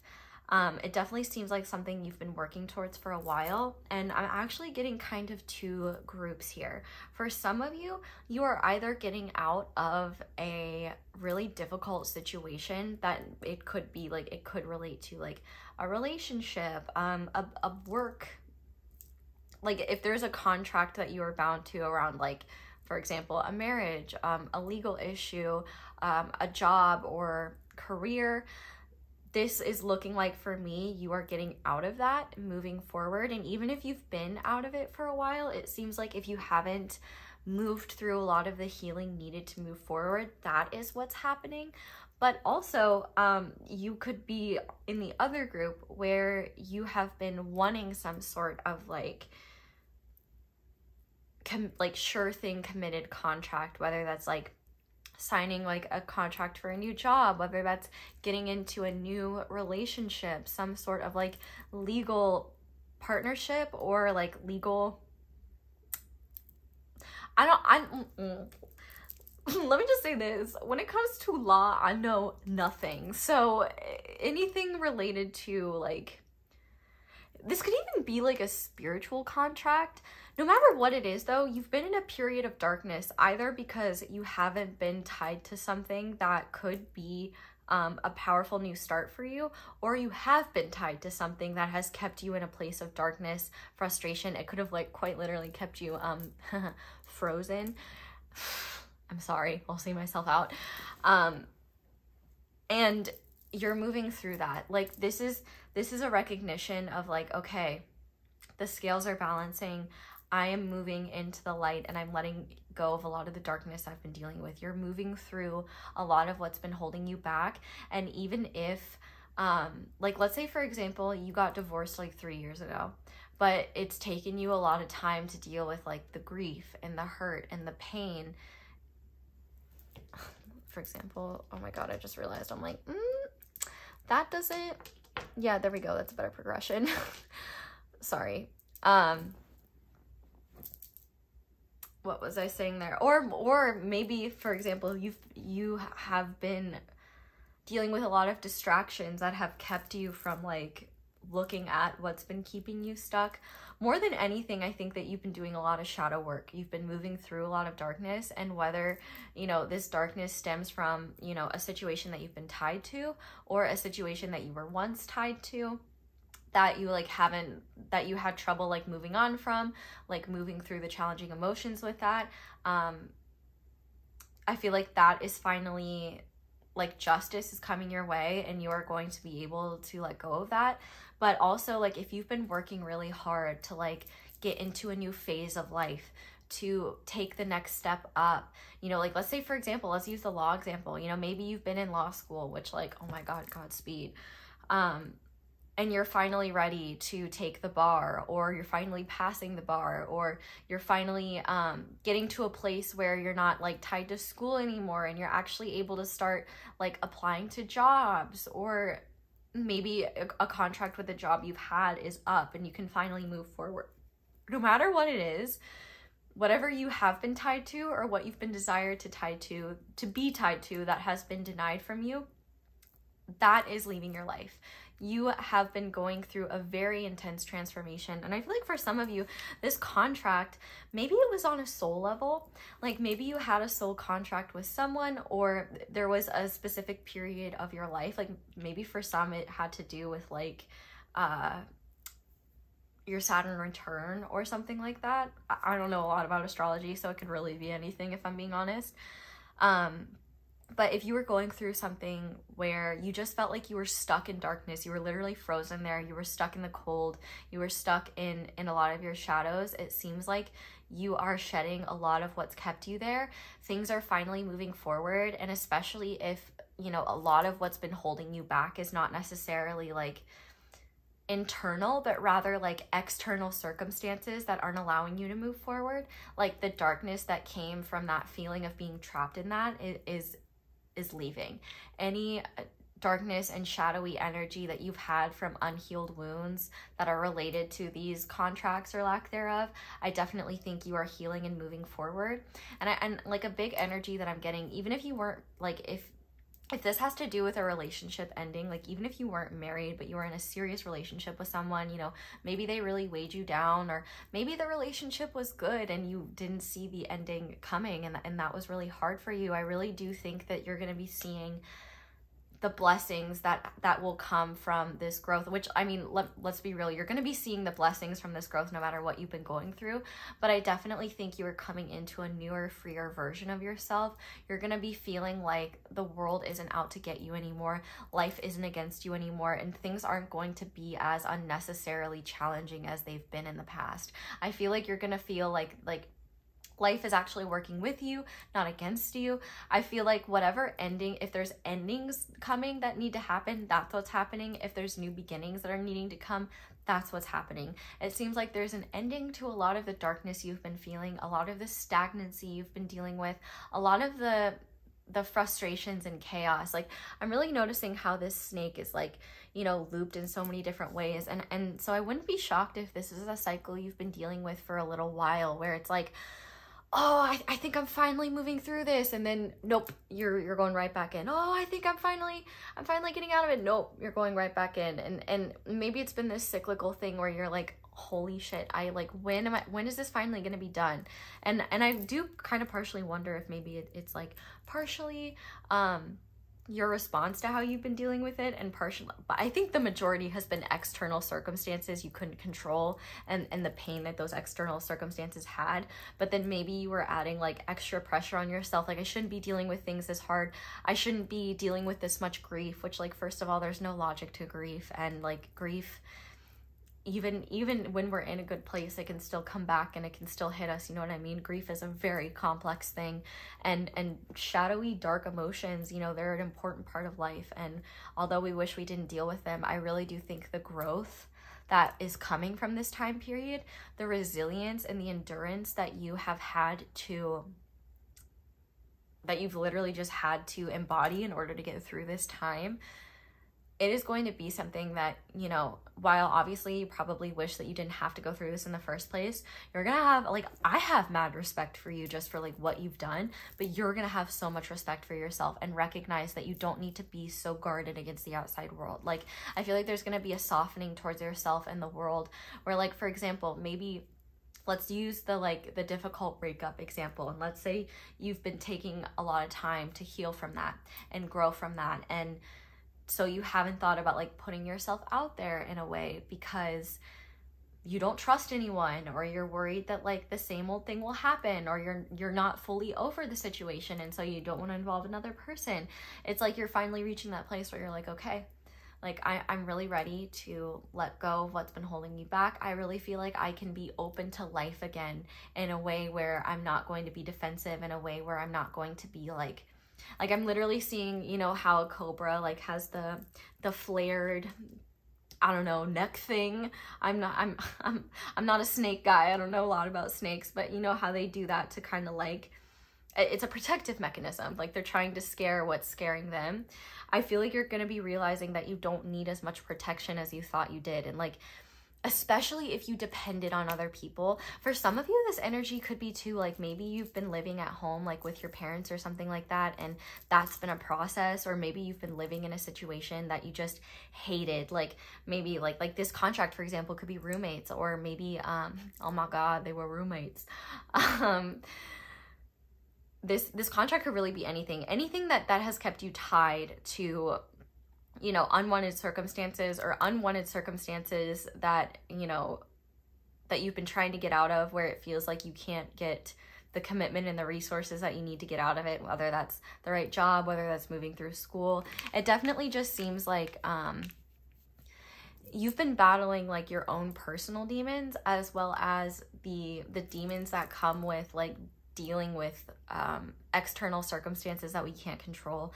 And I really just want to commend you on, you know, all that you've done to move through this energy. And I really want you to know as well, even if you're not at this place yet where you're like having a hard time believing that this time is truly coming to a close, that you will feel this sense of renewal, that you will be able to put the past behind you. I feel like the universe is really just wanting to assure you, like, you wouldn't have come to this reading if that weren't the case. And also, I think that you're not going to see this happening. You're going to feel this happening.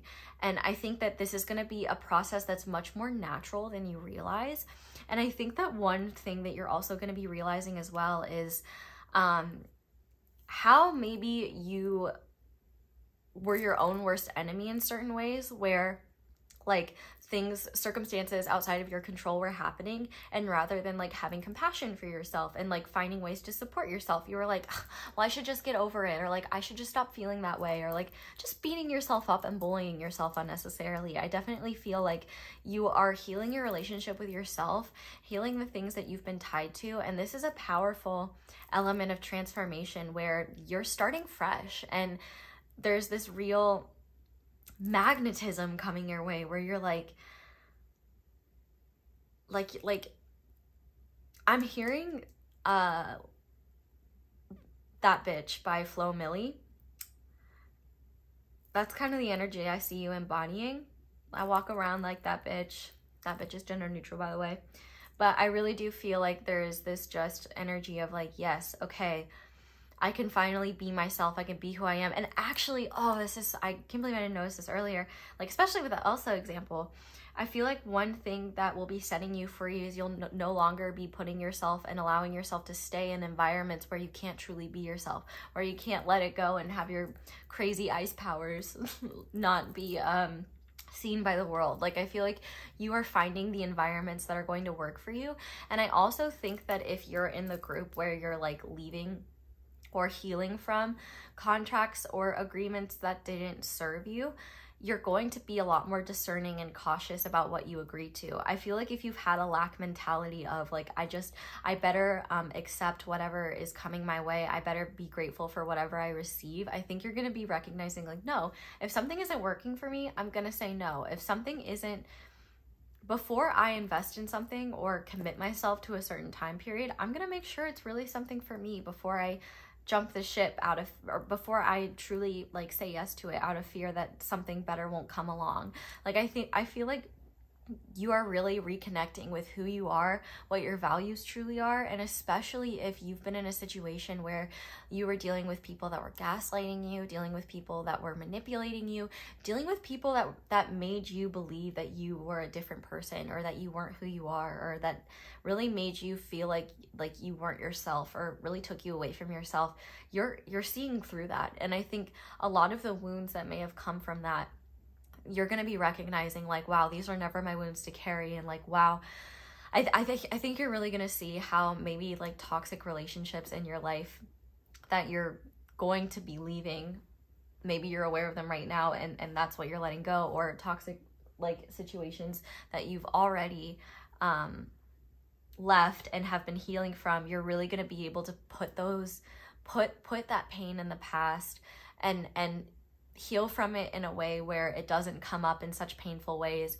Heal it in ways where it doesn't stop you from reconnecting with people in the future, and recognizing that like, yeah, there will sometimes be people that don't have our best interests at heart. There will sometimes be people that don't care about us, you know, the way that we care about them, but that's not a reflection of you, that's a reflection of them. And it's also an important reminder of the fact that you are so much more than you think you are, and the people that you're meant to be in alignment with, they're going to see that, they're going to support you, they're going to uplift you. And you know, I'll use an excellent example. My friendship with Kino Tarot, she's one of my best friends in the entire world, and like having a friend like her is one that I never thought that I would have, because of friendships in the past where like I just kind of accepted treatment less than what I deserved.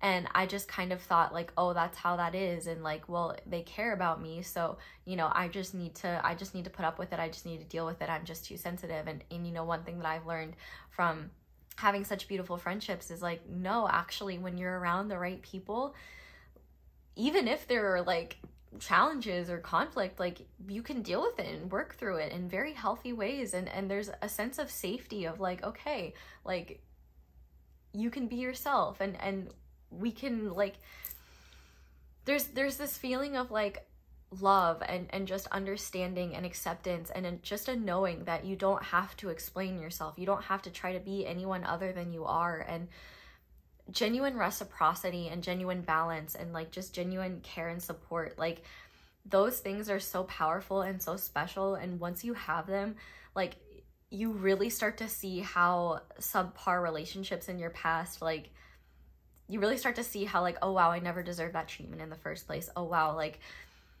I feel like connections, people, and experiences are coming into your life that are really going to remind you like, yeah, this is what I deserve. Yeah, I'm so glad that like I am not in that state where I believed that I was less than, where I believed that this was like the best I could do, or I'm so glad I don't believe the people that were tearing me down anymore. You know what I mean? So I just really want to say too, like the more you discover who you are and put yourself out there and get in alignment with your truth, like the more those people will come your way and be like magnetized towards you. Like it will happen very naturally. And I feel like a big urge to tell you that you don't need to figure everything out. You just need to like think about magnetism in this way for yourself. What are you repelled by? What are you attracted to? And what is neutral? And by attracted, I mean, what are you just drawn to? What draws your energy? Like pay attention to that, and also just pay attention to how you feel like when you're around someone and how you feel after. Do you feel uplifted or do you feel drained? I really just feel like whatever you feel you may have lost in these past difficult experiences during this dark period, you're regaining it, but in a new powerful way where you're better at protecting it, conserving it. And I think that you're going to be a lot more discerning, a lot more aware of what is for you and what isn't for you. And there's going to be a confidence in you setting those setting those boundaries for yourself and recognizing that like you don't have to be on defense, you don't have to be like the defensive cobra, like you can be soft and be kind and still be strong. And you know, with Pluto, I always think of the fact that, you know, Pluto is tiny but it's also very mighty. The power of it is very mighty, and I feel like people have tried to make you feel so small, and one thing you may not realize is that part of that is because they could have been threatened by the power that you had within. They may have wanted to conserve that or control that, whether it was a boss, a friend, a lover, a parental figure, a family member, and you realizing like, oh wow, they were really trying to make me think they were literally trying to convince you that your own power didn't exist. And like the people that will truly support you, they will love how powerful you are. They will love to see you be your authentic self, to embrace your full like glory and potential and authenticity. And you'll really see, like, I really think this next phase coming in, like there are people and experiences and potentially jobs or like just new ways of life where you're going to feel appreciated. You're going to be in environments that appreciate you. You're not going to feel so drained anymore. And you're going to realize like the past is behind me. Like that is a closed book and you're starting fresh. And there's this sense of like justice, like everything is at balance in the world. And like I think one beautiful thing is like even if a lot of these things have been in the past for a while, but you've still been holding on to the emotional difficulties from it, you're gonna be like really just feeling the freedom and the peace to let go of that and recognize that like it doesn't, like the pain of the past doesn't have to be a part of your future, and that, you know, it served for a time, it taught you a lot, but now you're ready for new adventures, you're ready for growth, and yeah, ready for what's new to come. So I love this, and I'm so happy that this is coming for you. So let's go ahead and get into your tarot cards now. If you want to know what each deck is, this is deck A, B, C, D, E, and I will put like A next to the type of tarot deck. That'll be linked down below. But we're going to start by using this tarot card to look at a specific way in which these energies are going to be manifesting in your life. Oh my gosh, yes! I love to see this. We have the star, which like absolutely, you are a star, baby. But this is so much beautiful energy. First of all, this is hope, this is healing. The star card is one of the most positive cards in the deck. So one, wishes may be coming true. Like things that you've wished upon a star for, your light is going to be magnetic. You are going to be shining. You're going to be rediscovering your light. Intuitively, I think that your intuition is going to be getting stronger. And I think that a lot of the negative experiences you've had with like malicious, dishonest, or unsavory people in your life, I think that what you've learned from that is really going to give you this keen sense of people that are like that in the future. You're going to be really good at like knowing who to stay away from. I also wanted to mention really quickly, you should pay attention to where Pluto is in your chart, especially if it's in your first house or if you have Black Moon Lilith in your first house, because both of those placements give you a lot of innate power. And you might find if you have those placements that people respond to you in ways that don't really make sense, where like you may just be like existing in an environment and people are unnecessarily aggressive towards you, or people are like drawn to you in a way, and that's because of your inherent power. So one thing that's important to note is especially if you have those placements, is that the way people respond to you is less about how you actually come across and more about them exposing their relationship with power. So for example, if you have someone that doesn't like the feeling of a powerful person, they might try to belittle you, or they might be very off, like they might find your presence very off-putting, or they might just be very unkind to you. And you might think like, man, I didn't do anything to this person. Like why are they treating me that way? And it's literally nothing to do with you and everything to do with like the powerful energy that you have within you and how that person feels about power, especially when it's in other people. So I really do think you're healing your relationship to your own power. There's excitement for the future. I also think that you are going to be a lot of what you've been healing and growing from. Okay, first of all, you need to check out Celtic Fairy Tarot, CELTICFAIRYTAROT. She is incredible. such a wonderful reader, and I think that a lot of her readings may be really useful for you. I also think she's an excellent example of what I'm about to talk about. She focuses a lot of her readings on like healing things like darkness and just healing a lot of difficult things. Like she's just fucking incredible. I love her so much. And hi Alyssa, if you're watching this, I love you. But what I really just want to say is, like, one, you should be checking her out because a lot of her readings could be really helpful for you in gaining insights. But I also wanted to talk about her because I feel like you could be moving into a phase where you might want to do something kind of similar to what she's doing. Maybe not in a tarot sense, but maybe in a tarot sense, in the sense where a lot of her healing work is based around the growth that she's done and around a desire to help others in the situations that she's been in. Like she's very committed to that. And I think that you're going to be inspired by your own healing that you've been doing. And I think that you're going to be having this mindset of like, okay, I've gotten myself out of a lot of this darkness now. How can I help others in the same way? So you might be getting a lot of inspiration on ways in which you can serve the collective, ways in which you can help others heal too. And I think that that's going to bring about more healing as well, because rather than like thinking about all the darkness in the world and all the pain in the world, you know, you're going to be saying, yeah, it's there. What can I do about it? How can I serve it? So definitely check her out if you feel drawn to do so, because I think her readings could be really useful for you. And also she could be an excellent source of inspiration to follow in similar footsteps or something like that.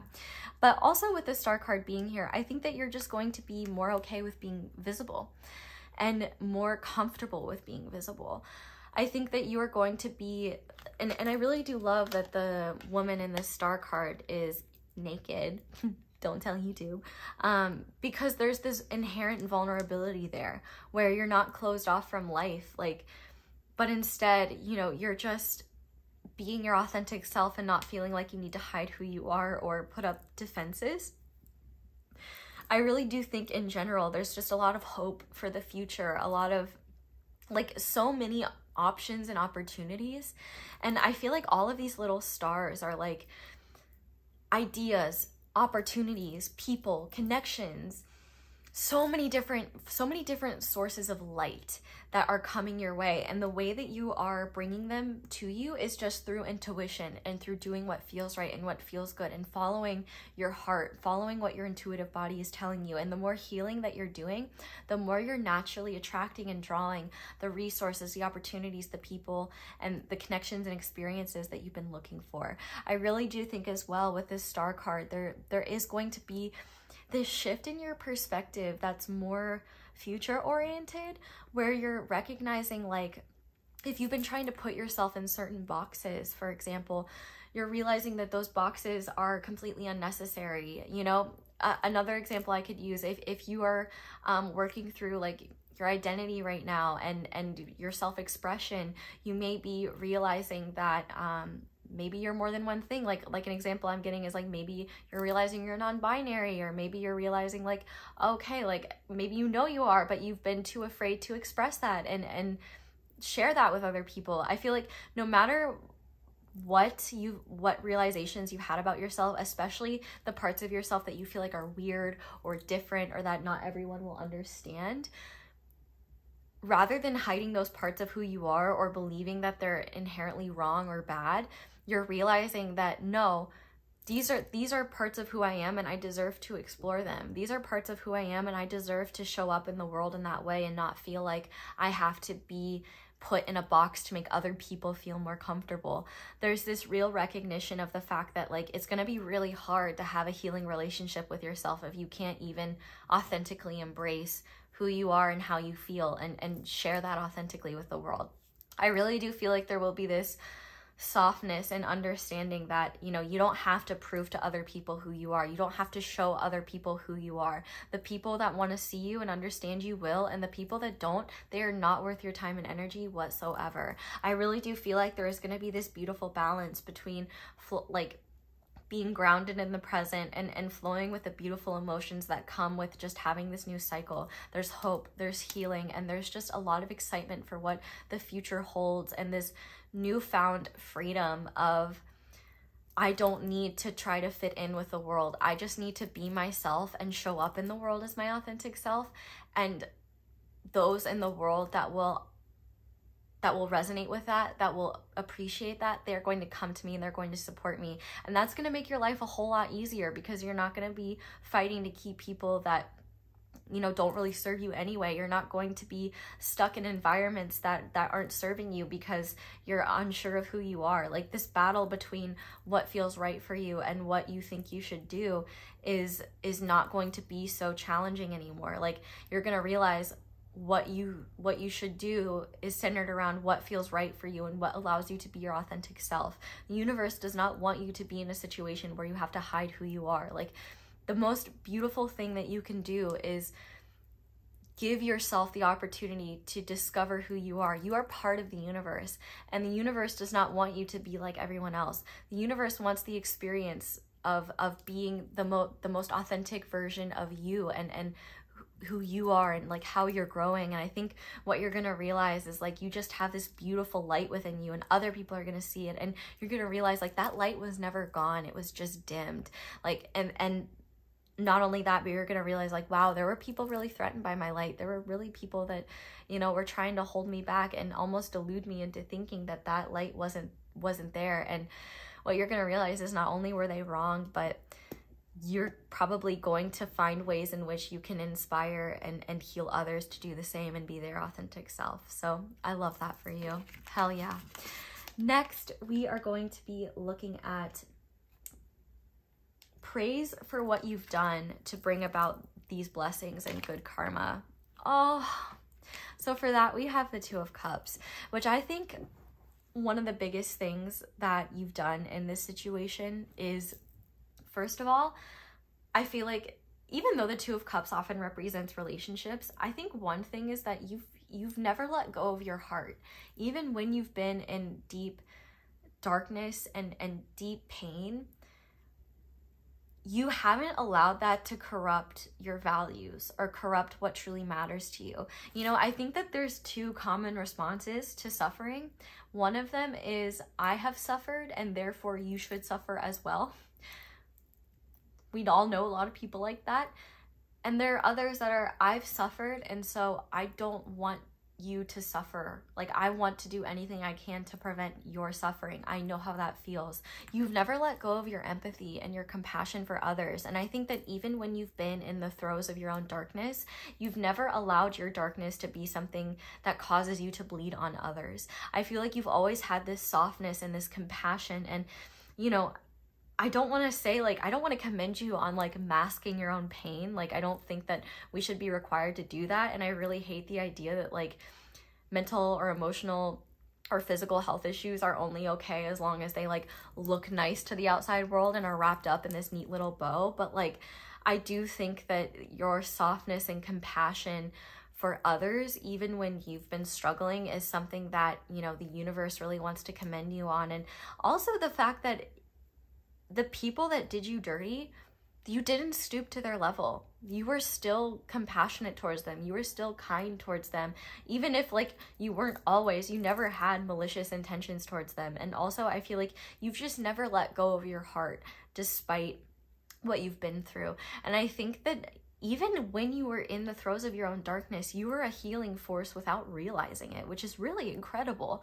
I also think, though, that with this Two of Cups, you know, if you have, like, let's say a close friend or a partner or something like that, if you opened up to them and told them about what you were going through and allowed them to support you, I feel like that is something the universe wants to commend you on as well, is just your willingness to not allow yourself to carry everything on your own. Like, it kind of reminds me of, like, well, I guess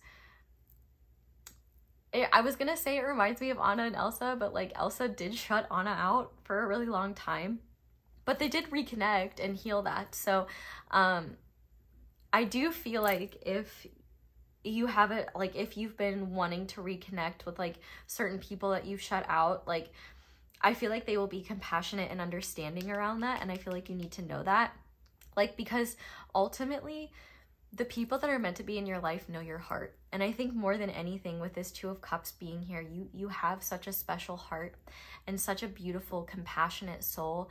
And the fact that you've never lost that, even when you've lost yourself, even when you've lost your way, even when you've been stuck in deep darkness, just goes to show like the power of your soul, the magnitude of your heart. And that is why people are so intimidated and afraid by you. It's like, wait, like, I'm belittling you, I'm shaming you, I'm manipulating you, and you're not stooping to my level? Like, you're treating me with kindness anyway? Like, what? I feel like that makes people that don't understand that mad, because they project that idea of like, because they don't have that same compassion, they believe that it's impossible for other people not to. And you are living, breathing proof of the fact that that's not true. Just because that person has no connection to their heart space, has no connection to their own compassion, has no desire to be compassionate, doesn't mean that the world is. They may see the world that way, but you never have. And I think that you've always believed in the goodness of people. You've always believed in the fact that things can and will get better, and the fact that I think you've always known deep down you're worthy of love, you're worthy of people that share that the same heart that you do. And I think that it's been really hard sometimes for you to believe in that, because of, you know, just the dark times that we go through and the ways that our brain can like manipulate us into thinking that's not real. But I really do think that your guides just want to commend you on how true to yourself you have stayed despite all the hardships that you've been through. And I also think that you know, if like for example, you did go through like a harsh breakup, like I feel like you weren't vengeful or vindictive, even if there was heartbreak there. Like I still feel like you've honored your emotions, you've been kind, and you've never allowed your ego to get in the way of your own pain. Like you really have stayed true to your heart, and that's such a beautiful, powerful thing, and you should be really, really proud of yourself for that. And also just know like that is such a bad bitch behavior, like move, like to be connected to your heart space. I don't think there is anything stronger. I don't think there's anything more hardcore, more metal than staying connected to your heart space, no matter what pain you're going through. So hell yeah. And I really do think that the love that you've been giving, despite all of the pain and hardship you've been through, you're finally going to start receiving. And I wish I could be a fly on the wall for that, because I would just love to see you feel the joy and love that you give so freely to others. And feel free to tell me about it, because I would love to hear about that. But now I want to look at a significant positive change coming to your life as a result of this good karma and blessings. And we have the Six of Cups. Oh, this is so wonderful. So one, this is connection to people, like making new soulmate connections, platonic, romantic, whatever it may be. Connections that are sweet, connections that are loving. They could be Scorpio suns. Scorpio energy is being highlighted here, but they certainly don't have to be. Also, just like Scorpio season, which is the end of October to the near tail end of November, that could be an important time period for you. You could be, like I said, you know, the Six of Cups can talk about like family and children. So you could be connecting to, like, you know, using the Anna and Elsa example, you could be reconnecting with people that maybe you pushed away while you were in your dark space because you didn't want to hurt them. I feel like that could be like a beautiful reunion. I think that you're going to be reconnecting to your inner child as well. One like recommendation I want to give is if you have any pictures of your childhood self that really just make you feel connected to yourself and just remind you that that inner child is still there, like definitely take the time to like put those up. Maybe put them in the mirror and make sure like when you're being hard on yourself, like remember like that little version of you is still inside of you and still needs that encouragement and love and support. And I feel like there's going to be a real reconciliation with your past, where you are recognizing what is not yours to carry and ways in which you can support yourself with the things that you still do have to carry. I also think that with the Six of Cups being here, like you're meeting new people and reconnecting with people that you have genuine loving connections with. I also just think that you're going to be connecting to your inner child in a powerful way. You could be connecting with like your ancestry as well, or just your past. Like you could be healing ancestral wounds and traumas in a way where you're not, like, if you have children or if you want to have children in the future, like in a way where you're not passing it on down to them. I feel like there is this real loving future coming your way. And you know, and I think it's interesting too how we have this box and then like this green water around it, because I've been talking about not putting yourself in a box anymore. And I think that, like, you know, the wounds and pain that you may have had from like hiding yourself, from pretending to be someone else, you're having compassion for that and like holding space for that time of your life as like part of your story. But the love and the free flowing emotion that you will feel from being yourself, it's like the pain that came from trying to be someone you're not in the past will be something that fuels you and reminds you why and how it is so important to be the most authentic version of yourself, to be the person that little you always wanted to be.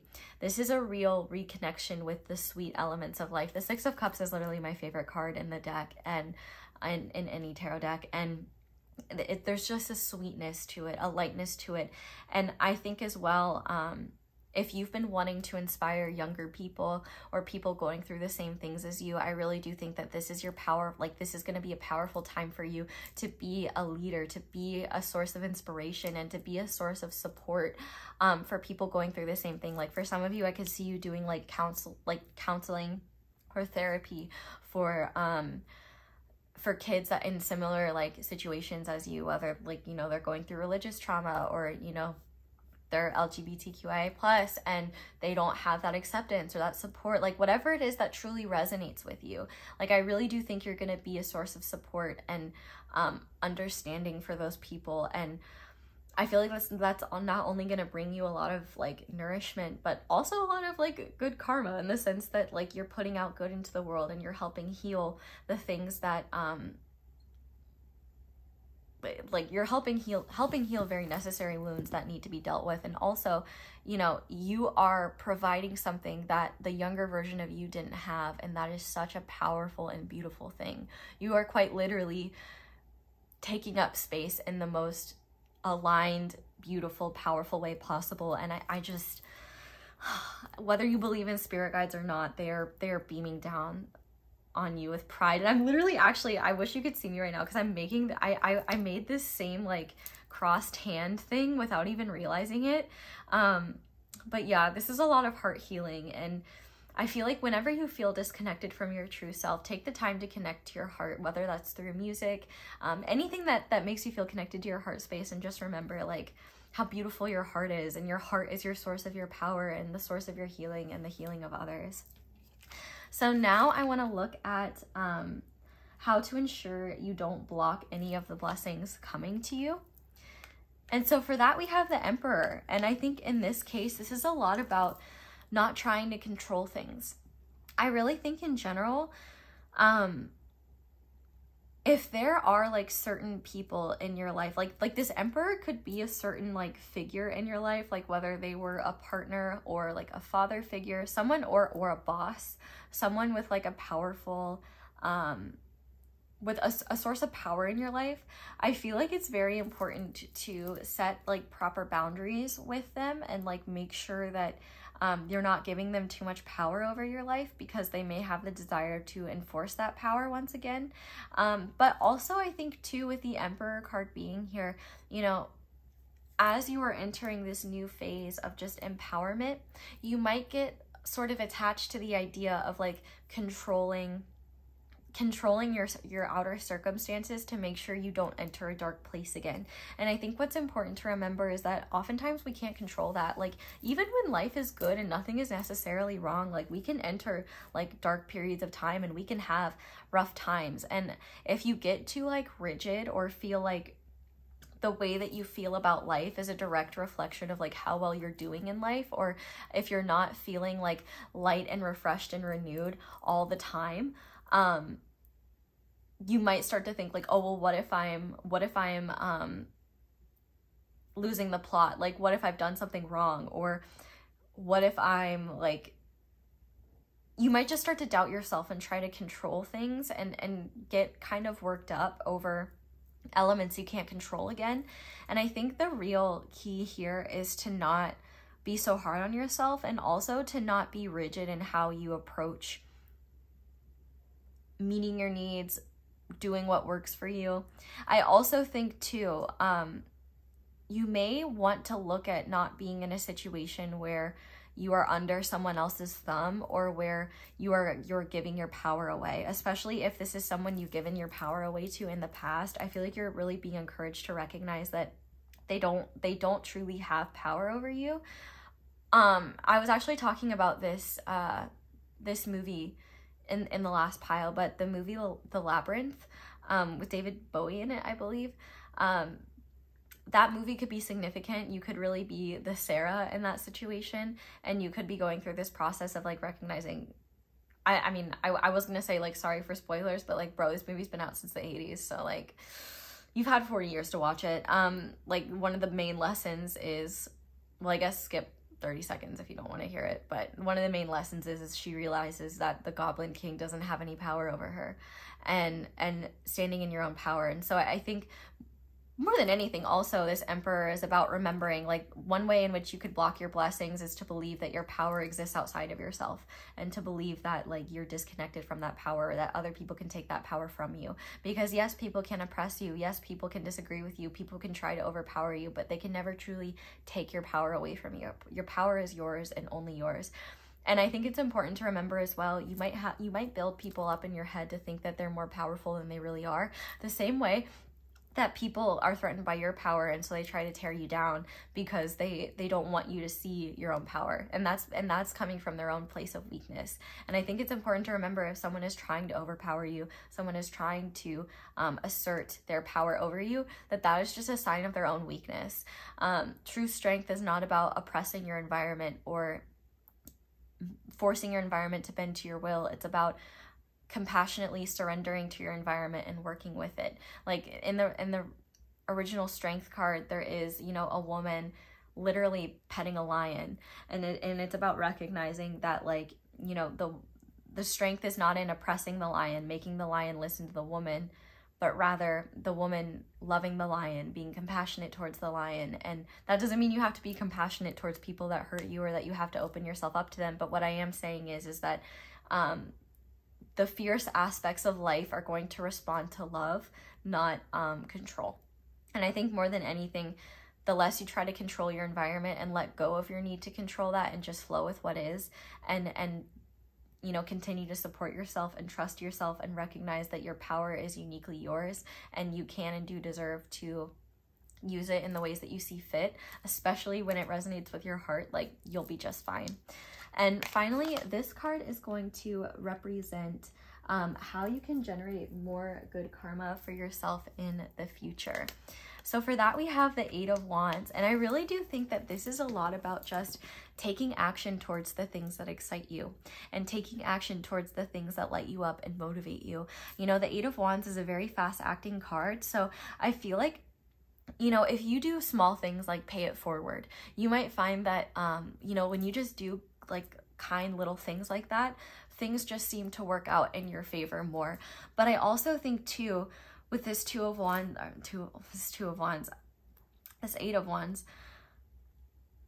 I don't think you need to be so worried about like planning things. I feel like you're really being encouraged, like when you feel inspired, when you want to act towards something, when you get excited by something, go for it. I'm also hearing when you see something, say something. I feel like if you're someone who really doubted yourself in the past, or was really afraid to speak up, or take more like leadership roles, or take more action, I really feel like you are going to be handsomely rewarded for taking up more space and taking more action in what you feel is right. I also think with this 8 of Wands, you're really just being encouraged to do things that light you up and excite you, because that is going to keep your own inner light healthy and thriving. And I also think a lot of the action that you take not only serves you, but serves your community, serves people going through similar issues as you. So I really do think that like any positive action that you take, any action that you feel inspired to take, it is going to bring about lots of good karma, and you will see it like immediately. So for example, let's say your friend is having like a bake sale, and you're like, oh, I love bake sales, I really want to help. And so you make like this cake that's like a world famous cake, and you surprise your friend and be like, hey, I'm here to help with the bake sale and I brought this cake. And this cake is such a big hit, like that, you know, people start hearing about it, and you know, your friend, like let's say the bake sale is for charity, and they make like, you know, double what they would have made if you weren't there. Like I feel like you may not realize until you just take action how much your presence makes life easier for other people, makes life makes challenges more doable, and makes good positive solutions possible. Like you are someone that can not only be a wonderful leader for others and be a source of support for others, but also like just the good energy you put out into the world, like you will see the results directly like back very quickly. And I think that, you know, the more you do that, like the more you will realize like this beautiful co-creation you have with the universe, and the fact that like you lose nothing when you give from your heart, because not only are the people that need that loving energy receiving it, but the universe will give it back to you tenfold, because the universe loves all of us and wants everyone to thrive, wants everyone to be their authentic self. And so the more you're in alignment with that, the more you will be handsomely rewarded. So with that being said, we're going to go ahead and finish off this reading with some guidance for you. So to start, we have surrender to what is. Flow with what is instead of fighting it. When you can't change a situation, compassionately accepting it as it is will bring you peace. And I think that's a big thing with the Emperor. Like, instead of trying to control factors, instead of trying to, like, you know, if you're having a hard day, or if, you know, a thing you thought you fully healed from is coming back up and bringing you some pain, recognizing that like healing isn't linear. Sometimes things that we thought were in the past are going to come up again, but rather than denying it or beating yourself up and being like, well, I thought I was over this, I thought this was done, saying, okay, clearly there's still some part of me that needs more love and support here. Like, let's deal with that. Like, literally, when you can't change a situation, compassionately accepting it as it is will bring you peace. And I feel like as you do that, solutions will come to you very naturally. You will have more energy because less of it is being spent on what you can't control. And I also think that you will be a huge source of inspiration for people that are having trouble with that same instinct. But we also have the cheetah, and I'm just going to go ahead and quickly read what the cheetah is. Let me find it. Solar force, action, achievement, masculine energy. And I love how similar these two cards are, and how the cheetah is like running towards what is. The cheetah is the epitome of the solar forces at work. The sun doesn't shine onto the cheetah. It shines from inside this great creature and expands outward to brighten the universe. Oh my god, that is so you. The energy within the cheetah personality is palpable to others, and they naturally attract an audience to bear witness to their remarkable achievements. Yep, that's that star. Purpose and passion are the best fuel for a cheetah's forward momentum. So if you're lacking in those areas, reconnect to the why before you start running. When in balance, achieves energy, boundless energy. When out of balance, impatient and competitive, and to bring into balance, reconnect to purpose. So yeah, your purpose and your passion will fuel you forward, and that's why it's so important to cultivate your own inner light first, because it's not about the light coming towards you, it's about you expanding your own light outwards. It's that star energy, which is just so beautiful. But we also have celebrate, job well done, recognition, say yes. So yeah, I definitely feel like this is spirit saying, hey buddy, things are getting better. Look at how similar those two cards are. I love that.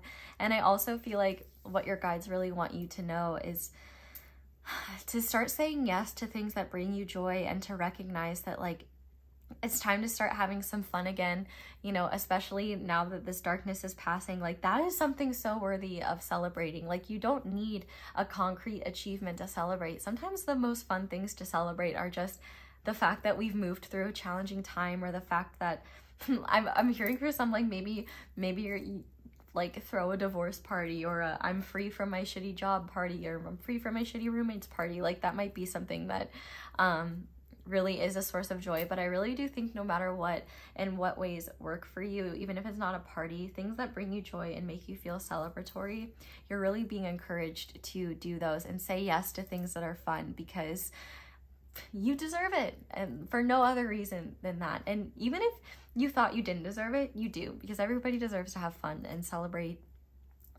life and the fact that you exist. So we also have the Fool, which is beautiful. So this is definitely a sign of the fact that just new beginnings are coming. This is also from the movie Howl's Moving Castle. And the main character, Sophie, is very, very compassionate towards this guy.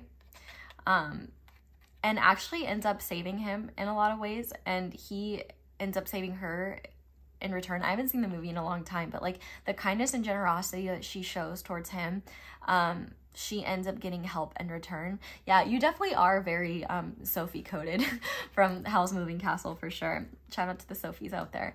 But I definitely think that this is a sign that not only are new beginnings coming your way, but the kindness that you show others, like, it will come back to help you in positive ways. Yeah, there's more Howl's Moving Castle. Okay, so we have Together. So I definitely think that if you've been wanting to manifest a relationship, or wanting to manifest like just kinder connections, like those are coming to your life for sure. And like your openness to them is something that is definitely happening. And I'm really just seeing that like soul recognition. Like, one of the first things in the movie that Howl says to Sophie is, "There you are. I've been looking for you everywhere," or something along those lines. And I really do think that you're going to be finding people that you really resonate with, finding people that you've known beyond this lifetime, whether you believe that or not. But I guess like there's just a real soul recognition, and the universe is definitely saying like, this next phase of life you're not doing alone. And so don't, you know, delude yourself into thinking that you have to do it alone, or that you're going to be doing everything alone. Because in fact, I think that there's a lot of help and love coming your way in whatever way, shape, or form that is.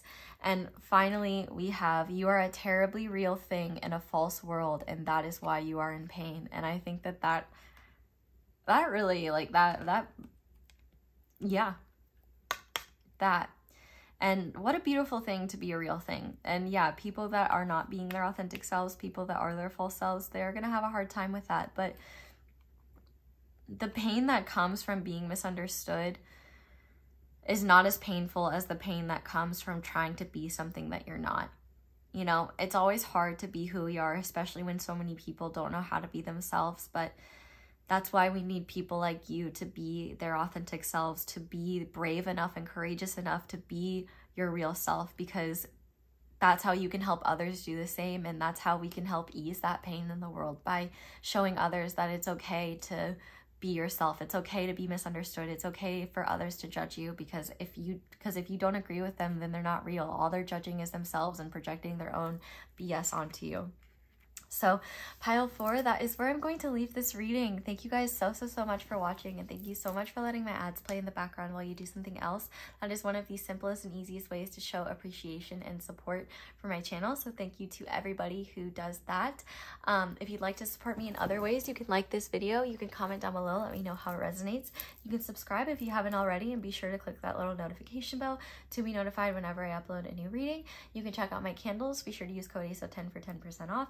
You can check out my merch. You can check out my, what else? Social media. A little burp for the road for you. But that's all I have for you guys. So thank you so much for watching and for letting me read for you. I hope you all have a wonderful day or night whenever it is that you're watching this video, and I hope you'll come back and see me again soon. Bye!